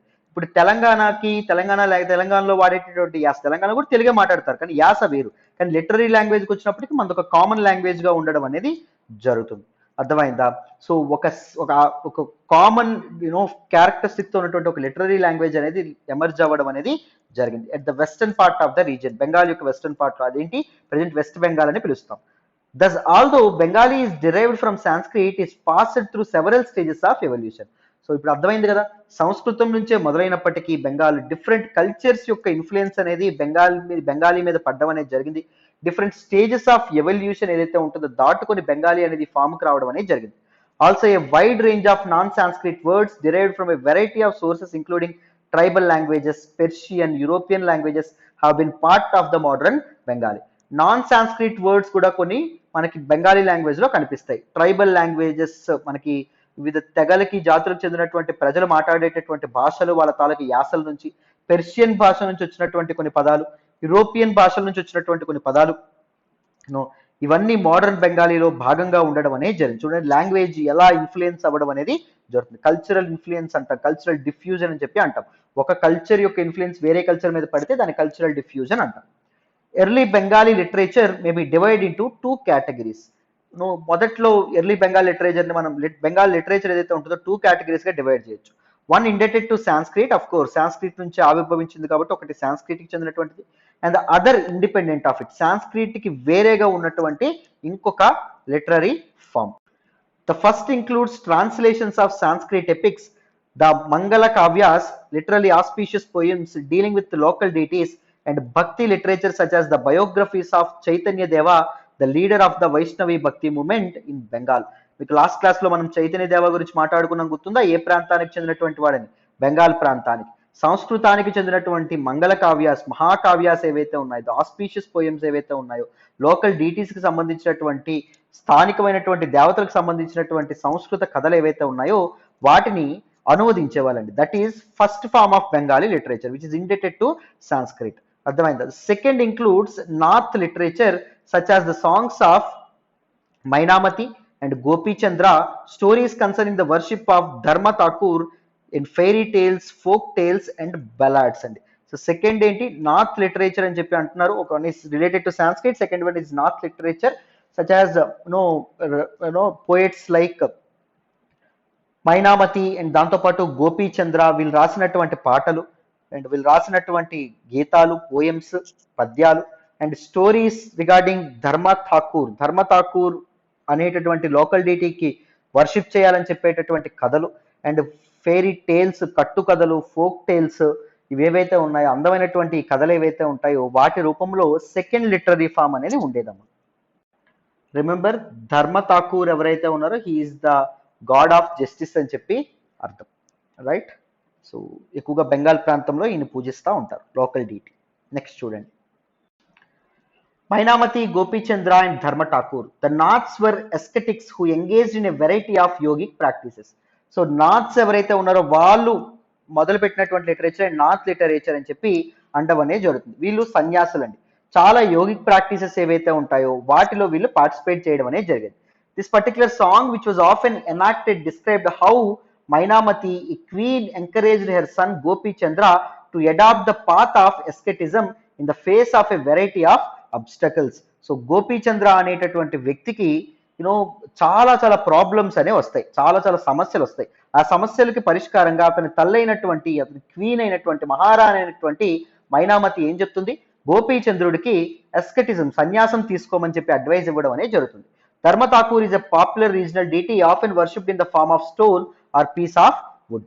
సో ఒక స్టోన్ ష్రైన్ గా, డీటీగా, లేకపోతే ఒక పీస్ ఐడల్ గా, లేకపోతే వుడ్ ఐడల్ గా ఈయన పూజించడం అనేది జరుగుతుంది Dharma Thakur. Mainamati, Gopichandra are 2 important Nath literature develop చేసినటువంటి ఇంపార్టెంట్ పర్సనాలిటీస్ అమ్మ. చాలా చాలా ఇంపార్టెంట్ అండి. టైమ్ అండ్ అగైన్ చాలా క్వశ్చన్స్ అనేవి వచ్చినాయి. Please please please go through these kind of aspects. The texts belonging to the first category are easier to date as several manuscripts have been found indicating that they were composed between the late 15th and mid 18th centuries. Sanskrit లిటరేచర్కి సంబంధించినటువంటి Bengali text ఏవైతే ఉన్నాయో చాలా manuscripts ఏవైతే ఉన్నాయో అవి ఏం చెప్తాయి అంటే అవి 15th టు మిడ్ 18th సెంచరీస్లో అవి డెవలప్ అయినాయి, అవి రాయబడ్డాయి అని చెప్పడం అనేది తెలియడం అనేది జరిగింది. డేటింగ్ ప్రకారం, కార్బన్ డేటింగ్ ప్రకారం. Those belonging to the second category circulated orally and cannot be precisely dated. So ఈ సెకండ్ కేటగిరీకి అయితే నార్త్ లిటరేచర్కి సంబంధించినటువంటి బెంగాలీ లిటరేచర్ ఏదైతే ఉంటుందో అది ఓరల్గా ఒక జనరేషన్ నుంచి వేరే జనరేషన్కి పాస్ అయిందమ్మా. They were particularly popular in eastern Bengal where the influence of Brahmanas was relatively weak. So these things ఏవైతే ఉన్నాయో దీస్ నార్త్ లిటరేచర్ ఏదైతే ఉంటుందో అది ఈస్టర్న్ బెంగాల్లో ఎక్కువగా ప్రాక్టీస్ చేసేవారు. ఎక్కడైతే అక్కడ, ఎందుకంటే ఈస్టర్న్ బెంగాల్లో బ్రాహ్మిన్స్ యొక్క ఇన్ఫ్లుయెన్స్ అనేది తక్కువ ఉండేది. బ్రాహ్మిన్స్ యొక్క ఇన్ఫ్లుయెన్స్ ఎక్కువగా ఉన్న ప్రాంతాల్లో సాంస్క్రిట్ ఏదైతే ఉంటుందో అది స్వైర వ్యవహారం చేయడం అనేది జరిగింది. అర్థమైందా? These are some important aspects. Now let us look at pirs and temples. చాలా చాలా ఇంపార్టెంట్, జాగ్రత్తగా వినండి. From the 16th century, people began to migrate in large numbers from the less fertile western Bengal to the forested and marshy areas of the southeastern Bengal. South eastern Bengal ఏదైతే ఉంటుందంటే present day Afghanistan ఏదైతే ఉంటుందో, sorry present day Bangladesh ఏదైతే ఉంటుందో ఆ ప్రాంతానికి western Bengal నుంచి చాలా మంది పీపుల్ మైగ్రేట్ అవ్వడం అనేది జరిగింది. ఎప్పటి నుంచి? 16th సెంచరీ నుంచి. అర్థమైందా? ఎందుకంటే ఫెర్టిలిటీ అనేది తక్కువగా ఉండడం వల్ల. As they moved eastwards, they cleared forests and brought the land under the rice cultivation. So eastward కి వెళ్తూ వెళ్తూ వాళ్ళు ఏం చేశారు? బంగ్లాదేశ్ ప్రాంతానికి వెళ్తూ వెళ్తూ అడవులు ఏవైతే ఉంటాయో వాటిని చదును చేసి వాటన్నింటినీ రైస్ కల్టివేషన్ కిందకి తీసుకురావడం అనేది జరిగింది. Gradually local communities of fisher folk and shifting cultivators of in tribals merged with the new communities of peasants. So ఈ మెయిన్లాండ్ పీపుల్ తో లోకల్ ట్రైబల్ పీపుల్ ఎవరైతే ఉన్నారో, మత్స్యకారులు ఎవరైతే ఉన్నారో వీళ్ళందరూ మెర్జ్ అయిపోవడం, కలిసిపోవడం అనేది జరిగింది. This coincide with the establishment of Mughal control over Bengal with their capital in the heart of the eastern delta at Dhaka. ఇదే ప్రాంతంలో మొఘళ్ళు బెంగాల్ ని తమ ఆధీనంలోకి తెచ్చుకోవడం అనేది జరిగింది. షేర్షా సూరిని ఓడించి అక్బర్ ఆధీనంలోకి తెచ్చుకుంటాడు. అర్థమైందా? విత్ ద క్యాపిటల్, మొఘల్స్ యొక్క క్యాపిటల్ ఎక్కడుంది? Heart of eastern delta at Dhaka. ఢాకాలో క్యాపిటల్ అనేది పెట్టడం అనేది జరిగిందండి. Officials and functionaries received land and often set up mosques that served as centres for religious transformation in these areas. అదే టైంలో డిఫరెంట్ అఫీషియల్స్ ఎవరైతే ఉన్నారో వాళ్ళకి మొఘల్స్ ఏమిచ్చే వాళ్ళు? ల్యాండ్స్ అనేవి ఇవ్వడం అనేది జరిగింది. గుర్తుందా? మన్సబ్దారీ సిస్టమ్, వీటన్నిటి గురించి మనం మాట్లాడుకున్నాం. జగీర్దారీ సిస్టమ్ గురించి మాట్లాడుకున్నాం. ల్యాండ్స్ అనేవి ఇచ్చేవాళ్ళు. సో అక్కడ వీళ్ళు ఏం చేసేవాళ్ళు? ముస్లిం అఫీషియల్స్ మసీదులు అనేవి కట్టడం అనేది జరిగింది. మసీదులు ఎప్పుడైతే ఏర్పడినాయో అక్కడ రిలీజియస్ ట్రాన్స్ఫర్మేషన్ అనేది మొదలవ్వడం అనేది జరిగింది. The early settlers sought some order and assurance in the unstable conditions of the new settlements. So first లో సెటిల్ అయినటువంటి, ఆ ప్రాంతాల్లో సెటిల్ అయినటువంటి వాళ్ళు ఎవరైతే ఉన్నారో వాళ్ళు మొఘల్స్ కి మాకు పొలిటికల్ ఆర్డర్ అనేది ఉండాలి, వాలటాలిటీ అనేది ఉండకూడదు, సో అన్స్టేబుల్ కండిషన్స్ అనేవి మాకు ఉండకూడదు, ఎష్యూరెన్స్ మాకు కావాలని చెప్పి వాళ్ళు కోరుకోవడం అనేది జరిగింది. ఎర్లీ సెటిలర్స్ ఎవరైతే ఉన్నారో వాళ్ళు. సో అదే టైంలో రిలీజియస్ అండ్ పొలిటికల్ ట్రాన్స్ఫర్మేషన్ అనేది జరగడం అనేది జరిగింది. పీర్ అంటే ఏంటో చూడండి. It is a Persian word meaning a spiritual guide, ఒక ఆధ్యాత్మిక గురువు. దాన్నే పీర్ అని చెప్పి అంటాం. ముఖ్యంగా ఇస్లామిక్ రిలీజియస్ గురువు, టీచర్ ఎవరైతే ఉంటారో వాళ్ళని మనం పీర్స్ అనే విధంగా పిలవడం అనేది జరుగుతుంది. అర్థమైందా? నెక్స్ట్ చూడండి. These were provided by community leaders who also functioned as teachers and educators and were sometimes ascribed with supernatural powers. These early settlers ఎవరైతే ఉన్నారో వాళ్ళు కమ్యూనిటీ లీడర్స్గా మారడం అనేది జరిగింది. టీచర్స్గా, ఎడ్యుకేటర్స్గా, న్యాయం ఇచ్చేటటువంటి వ్యక్తులుగా, వీళ్ళు సూపర్ న్యాచురల్స్ కలిగినటువంటి వ్యక్తులుగా సమాజంలో ఆరాధింపబడ్డారు. People refer to them with affection and respect as pirs. ఆ అఫీషియల్స్ని పీపుల్ ఎలా చూసేవాళ్ళు? సో పీర్స్గా, ఒక స్పిరిచువల్ గైడ్స్గా చూడడం అనేది జరిగింది. This term included saints or Sufis and other religious personalities, daring colonizers and defied soldiers, various Hindu and Buddhist deities and even animistic spirits. And so peers అనేటటువంటి పదంలో ముఖ్యంగా సన్యాసులు పీర్స్ గానే ఉండేవాళ్ళు, సూఫీ సెయింట్స్ పీర్స్ గానే ఉండేవాళ్ళు, and other religious personalities, spiritual guides, colonisers అంటే మనకి యూరోపియన్ పవర్స్ ని ఎదుర్కొన్న వాళ్ళు, అండ్ సోల్జర్స్ ని ఎదుర్కొన్న వాళ్ళు, డిఫరెంట్ సోల్జర్స్ ని, various Hindu and Buddhist deities ఎవరైతే ఉన్నారో, బుద్ధిస్ట్ మీకు దేవతలు ఎవరైతే ఉన్నారో, అండ్ ఈవెన్ యానిమిస్టిక్ స్పిరిట్స్ ఏవైతే ఉన్నాయో వాటన్నిటి ధిక్కరించిన వాళ్ళు దీనిలో ఉండడం అనేది జరిగిందమ్మా. పీర్స్ గా మారడం అనేది జరిగింది. The cult of pirs became very popular and their shrines can be found everywhere in Bengal. బెంగాల్లో ఈ పీర్స్ తాలూకా ష్రైన్స్ ఏవైతే ఉంటాయో వాటన్నీ మనకి ఎప్పుడూ కనిపిస్తూ ఉండడం అనేది జరుగుతుంది. పీర్స్ కి చాలా గురువులకి, చాలా మతపరమైన గురువులకి చాలా చాలా చాలా ఇవనేవి ఉండడం అనేది జరుగుతుంది. Bengal also witnessed temple building spree from the late 15th century which culminated in the 19th century. సో అదే టైంలో బెంగాల్లో టెంపుల్ బిల్డింగ్ ట్రెడిషన్ అనేది కూడా మొదలవడం అనేది జరిగింది లేట్ 15th centuryలో. సో మాస్క్ తో పాటు టెంపుల్స్ కూడా బిల్డ్ అవ్వడం అనేది జరిగింది. 19th centuryలో ఏం జరిగింది? అది పీక్ స్టేజ్కి చేరుకోవడం అనేది జరిగింది. We have seen the temples and other religious structures were often built by individuals or groups who are becoming powerful. మనం ఇప్పుడు వరకు ఏం చూసాం? ఈ టెంపుల్స్ ఎవరు కన్స్ట్రక్ట్ చేశారు? పవర్ఫుల్ పీపుల్ ఎవరైతే ఉన్నారో వాళ్ళే వీటిని కన్స్ట్రక్ట్ చేసేవాళ్ళు. మర్చెంట్స్, నోబుల్స్, కింగ్స్ వీళ్ళే కన్స్ట్రక్ట్ చేసేవాళ్ళు. To both demonstrate there power, ఎందుకని చెప్పుకున్నాం? వాళ్ళ పవర్, వాళ్ళ ఆధిపత్యాన్ని చూపించుకోవడానికి, అండ్ ప్రొక్లైమ్ దేర్ పీటీ, వాళ్ళ తాలూకా గొప్పదనం ఏదైతే ఉంటుందో దాన్ని చూపించుకోవడానికి, వాళ్ళ కమాండ్ ఏదైతే ఉంటుందో చూపించుకోవడానికి. Many of the modest brick and terracotta temples in Bengal were built with the support of several low social groups such as Kolu, oil pressers, and the Kansari, bell metal workers. So బెంగాల్లో చాలా వరకు temples ఏవైతే ఉన్నాయో, temples brick and terracotta temples ఏవైతే ఉంటాయో, bricks తో కట్టినటువంటి temples, so వాటిని ఎక్కువగా ఎవరు కన్స్ట్రక్ట్ చేశారు? టూ లో సోషల్ గ్రూప్స్ ఏవైతే ఉన్నాయో, కోలు, ఆయిల్ ప్రెసర్స్ అని చెప్పి అంటారు, కన్సారి బెల్ మెటల్ వర్కర్స్ ఎవరైతే ఉంటారో వాళ్ళు, అంటే కంచు తయారు చేసే వాళ్ళు ఎవరైతే ఉంటారో వాళ్ళే చాలా వరకు ఇది చేయడం అనేది జరిగింది. సో గుళ్ళు వీళ్ళే కట్టించినప్పటికీ గుడుల్లోకి వీళ్ళని ఎంటర్ చేయలేకపోవడం భారతదేశం యొక్క దురదృష్టం. The coming of the European tradition companies created new economic opportunities. Many families belonging to these social groups availed of these. So ఎప్పుడైతే European trading companies, European powers అనేవి రావడం అనేది జరిగినాయో, వీళ్ళకి కొత్త కొత్త ఎకనామిక్ ఆపర్చునిటీస్, ఆర్థిక పరమైనటువంటి అవకాశాలు రావడం అనేది జరిగింది. Institute of constructing temples. So చాలా మంది వీళ్ళు ఎవరైతే ఉన్నారో వీళ్ళు ఆపర్చునిటీస్ని అందిపుచ్చుకోవడం అనేది జరిగింది. as their social and economic position improved, they proclaimed their status through the construction of temples. So వాళ్ళ స్టేటస్ ఎప్పుడైతే పెరిగిందో, పొజిషన్ ఎప్పుడైతే పెరిగిందో, ఎకనామికల్గా ఎప్పుడైతే బాగా బలవంతులయ్యారో, వాళ్ళకి బాగా వచ్చినటువంటి పని టెంపుల్ కన్స్ట్రక్షన్, అదే చేయడం మొదలుపెట్టారు. ఈసారి మొదలుపెట్టి ఏం చేసేవాళ్ళు? వాళ్ళ పవర్ని వాళ్ళు చూపించుకోవడం అనేది జరిగేదం. అర్థమైందా? ఎవరు? This Kolus and Kansari people ఎవరైతే ఉన్నారో వాళ్ళందరూ, రైట్? సో చూడండి, double roofed thatched hut, figure 1 మీకు ఇక్కడ కనిపిస్తుందని అనుకుంటున్నాను. This had a double roof, 4 roofed temple with a tower. So 4 roofs అనేవి ఇలా ఉంటాయి మీకు, అర్థమైందా? ఇక్కడ మళ్ళీ ఇలా ఒకటి ఉండడం అనేది జరుగుతుంది, అర్థమైందా? విత్ ఏ టవర్, దాని పైన ఒక టవర్ మీకు కనిపిస్తుందా? కనిపిస్తుంది, right? So these are some important topics. So this style of architecture is completely dedicated to Bengal అండి, అర్థమైందా? రైట్ అమ్మ. నెక్స్ట్ చూడండి అమ్మా, గోపికలతో ఉన్నటువంటి కృష్ణుడు, Krishna with gopikas, terracotta plaque from the Shyamaraya temple, Vishnupur is in బెంగాల్లో ఉన్నటువంటి ఒక టెంపుల్లో ఒక స్ట్రక్చర్, టెర్రకోటా స్ట్రక్చర్ అన్నమాట. They proclaimed their status through the construction of temples. When local deities once worshipped in thatched huts in villages gained the recognition of the Brahmanas, their images began to be housed in temples. Local deities, స్థానిక దేవతలు ఎవరైతే ఉన్నారో వాళ్ళు ఎక్కడ worship చేసేవాళ్ళు? ఇందాక thatched huts చూసామా? So ఇందాక అంటే గుడిసెలు ఏవైతే ఉంటాయో, అల్లినటువంటి గుడిసెలు ఏవైతే ఉన్నాయో అక్కడ పూజించేవాళ్ళు. తర్వాత బ్రాహ్మణుల కళలో వాళ్ళు ఎప్పుడైతే దేవతలు పడ్డారో వాళ్ళ ఇమేజెస్ అనేవి టెంపుల్స్ లో పెట్టడం మొదలు పెట్టారు. అంటే వాళ్ళకి విగ్రహారాధన, మనకి దేవాలయారాధన వాళ్ళకి మొదలు పెట్టడం అనేది జరిగింది. The temples began to copy the double-roofed dochla or four-roofed chauchla structure of the thatched huts. ఈ హట్స్ లాగా టెంపుల్స్ కూడా అలాగే కన్స్ట్రక్ట్ చేయడం మొదలు పెట్టారు. Double roofed dochala is a characteristic feature of Bengal architecture.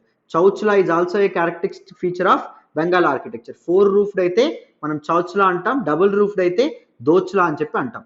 Double రూఫ్డ్ అంటే ఎలా ఉంటుంది, 4 రూఫ్డ్ అంటే ఎలా ఉంటుంది, ఇలా ఉంటుంది, ఇందాక మనం చూపించినట్టు పిక్చర్లో, అర్థమైందా? అది మీరు అర్థం చేసుకోండి. ఇందాక టవర్ కూడా ఇక్కడ చూసాం, రైట్? ఎలా ఉంటుంది టెంపుల్, రైట్? చూడండి, this led to the evolution of, remember the Bengal dome in chapter 5. Bengal dome గురించి మాట్లాడుకున్నాం, గుర్తుందా? So this was the chauchala. This led to the evolution of the typical Bengali style in temple architecture. Temple architecture లో Bengali style ఏదైతే ఉంటుందో ఈ new style అనేది emerge అవ్వడం అనేది జరిగింది. In the comparatively more complex 4-roofed structure, 4 triangular roofs placed on the 4 walls move up to converge on a curved line or a point. చెప్పాను కదా ఇప్పుడు గీసినట్టే, ఈ 4 వాల్స్ ఏవైతే ఉన్నాయో ఈ వాల్స్ మీద ఎలా ఉండేది, ఇలా ఉండేది అండ్ ఇలా ఉండేది అండ్ దాంతోపాటు ఇలా ఉండేది, ఒక ట్రయాంగులర్ అండ్ కర్వ్డ్ షేప్ తో ఉండడం అనేది జరిగింది. చూసారు కదా, ఇంత పిక్ లో కూడా చూపించారు. Temples are usually built on a square platform. Temples అనేది దేని మీద? ఒక స్క్వేర్ ప్లాట్ఫామ్ మీద. Bengal style of temple architecture గురించి ఇక్కడ చెప్పేస్తున్నారు చూడండి. ఇది ఒక స్క్వేర్ ప్లాట్ఫామ్ అండి. స్క్వేర్ ప్లాట్ఫామ్ మీద కన్స్ట్రక్ట్ చేయడం అనేది జరిగేది. జాగ్రత్త గుర్తుపెట్టుకోండి, దిస్ ఇస్ ఎ స్క్వేర్, అర్థమైందా?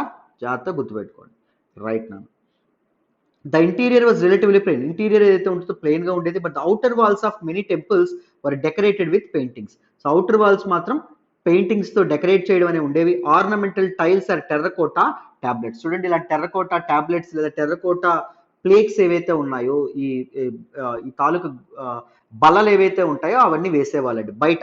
In some temples, particularly in Vishnupur in the Bankura district of west Bengal, such decorations reached A high degree of excellence. So పైన ఉన్నటువంటి చూడండి, విష్ణుపూర్లో ఉన్నటువంటి శ్యామరాయ టెంపుల్లో టెర్రకోటా ప్లేక్ అనేది ఎంత అందంగా ఉందో, అది కృష్ణుడు గోపికలతో ఎంత నైపుణ్యంగా, ఎంత చక్కగా, ఎంత అందంగా ఉందో మీరు ఇక్కడ గమనించవచ్చు.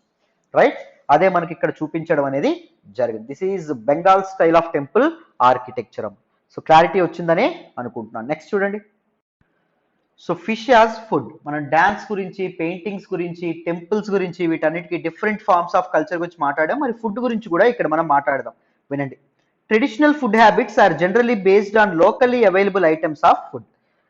సో ట్రెడిషనల్ ఫుడ్ హ్యాబిట్స్, మామూలుగా ఫుడ్ హ్యాబిట్స్ ఎలా ఉంటాయి, ఎక్కడి నుంచో తెచ్చుకొని తినం కదా, రోజువారీ తినేటటువంటివి ఆ ప్రాంతంలో పండేవి కానీ ఆ ప్రాంతంలో దొరికేవి కానీ ప్రజలు తింటారు. Bengal is a riverine plain which produces plenty of rice and fish. So Bengal అనేటటువంటిది it is a riverine plain. So అక్కడ బోత్ రైస్ అండ్ దాంతోపాటు ఫిష్ కూడా దొరకడం అనేది, ప్లెయిన్ ఏరియాస్ కాబట్టి రైస్ పుష్కలంగా పండుతుంది, రివరైన్ ఏరియా కాబట్టి ఫిష్ కూడా దొరుకుతుంది. Understandably these two items figure prominently in the menu of even poor Bengalis. So poor Bengalis కూడా ఎక్కువగా చేపలు అండ్ దాంతోపాటు రైస్ ఏదైతే ఉంటుందో రైస్ ఎక్కువగా తింటారు, because that is the ultimate source know that will be available in Bengal.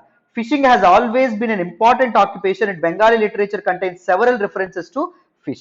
So important occupation ఏంటి Bengali people కి, ఫిషింగ్. సో బెంగాలీ లిటరేచర్ ఏదైతే ఉంటుందో both north literature and Sanskrit literature లో కూడా ఈ ఫిషింగ్ గురించి చాలా ఎక్కువ సార్లు ప్రస్తావించడం అనేది జరిగింది. What is more, terracotta plaques on the walls of temples and viharas depict scenes of fish being dressed and taken to the market in the basket.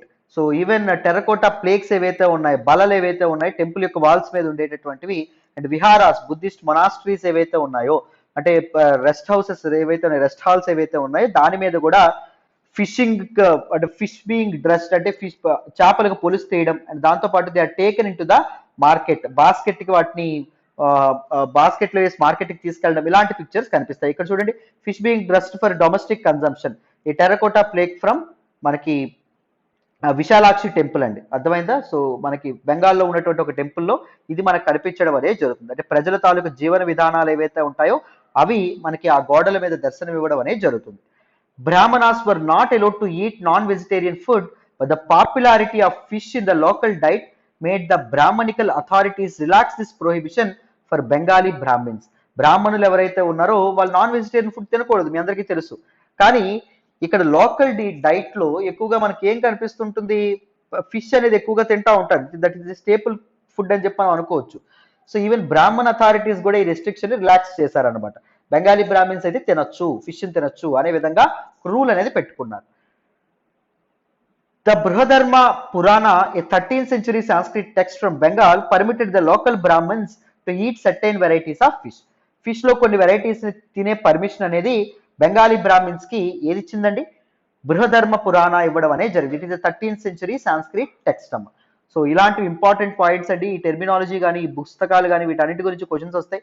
So జాగ్రత్తగా వాటిని మీరు అర్థం చేసుకోవాలి, మీరు నోట్ మేకింగ్ అనేది చేసుకోవాలి తప్పకుండా. అర్థమైందా? క్లారిటీ ఇక్కడ వరకు అయితే మీకు వచ్చిందని అనుకుంటున్నాను. Now let us look at emergence of nation states in Europe. Europe లో మనం లాస్ట్ టైం ఏం మాట్లాడుకున్నాం, రెనెసా అనేది, రిఫర్మేషన్ అనేది మాట్లాడుకోవడం అనేది జరిగింది. సో రోమన్ క్యాథలిక్ చర్చ్ ఏదైతే ఉంటుందో దానికి వ్యతిరేకంగా ప్రొటెస్టెంట్స్ ఎవరైతే ఉన్నారో వాళ్ళు రావడం అనేది, ఎమర్జ్ అవ్వడం అనేది జరిగింది అని మనం మాట్లాడుకున్నాం. సో ఇప్పుడు నేషన్ స్టేట్స్ ఏవైతే ఉన్నాయో, మోడర్న్ కంట్రీస్ ఏవైతే ఉన్నాయో యూరోప్ లో ఎలా ఏర్పడ్డాయో చూడండి. Till the 18th century people in Europe saw themselves as subjects of an empire. So 18th century వరకు ఒక సామ్రాజ్యంలో మేము ప్రజలం, ఒక సామ్రాజ్యానికి చెందిన ప్రజలం అని చెప్పి యూరప్ యొక్క ప్రజలు ఎవరైతే ఉంటారో వాళ్ళు అనుకునేవాళ్ళు. Such as the Austro Hungarian empire or members of a church such as the Greek Orthodox church etcetera. So church యొక్క మెంబర్స్ అని కానీ ఎంపైర్ యొక్క మెంబర్స్ అని కానీ వాళ్ళు అనుకోవడం అనేది జరిగింది. ఆస్ట్రో హంగేరియన్ ఎంపైర్ కి చెందినటువంటి ప్రజలం మేము అని అనుకునేవాళ్ళు. అప్పుడు ఆ టైంలో నేషన్ స్టేట్ అనేటువంటి ఫీలింగ్ ఉండేది కాదు.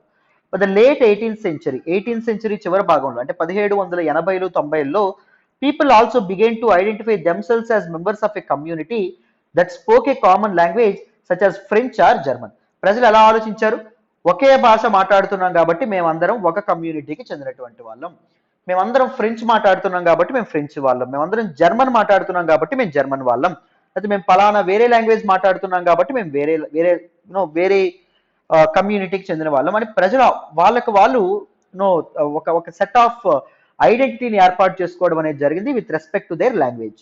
By the early 19th century 19వ శతాబ్దం మొదటి నాటికి In Romania, school textbooks began to be written in Romanian rather than in Greek, and in Hungary, Hungarian was adopted as the official language instead of Latin. So అప్పుడు official languages ఏముండేవి, Europe మొత్తం Latin and Greek అనేవి ఎక్కువగా ఉండడం అనేది జరిగింది. కానీ 19th సెంచరీకి వచ్చేటప్పటికి రుమేనియాలో ఉండేటటువంటి స్కూల్ టెక్స్ట్ బుక్స్ లో రుమేనియన్ లాంగ్వేజ్ లో లెసన్స్ అనేవి మారడం అనేది జరిగింది. గ్రీక్ లాంగ్వేజ్ వాడడం మానేశారు. హంగేరీలో చూస్తే హంగేరియన్ వాడడం మొదలు పెట్టారు. లాటిన్ ఏదైతే ఉంటుందో లాటిన్ లాంగ్వేజ్ వాడడం అనేది ఆపేశారు.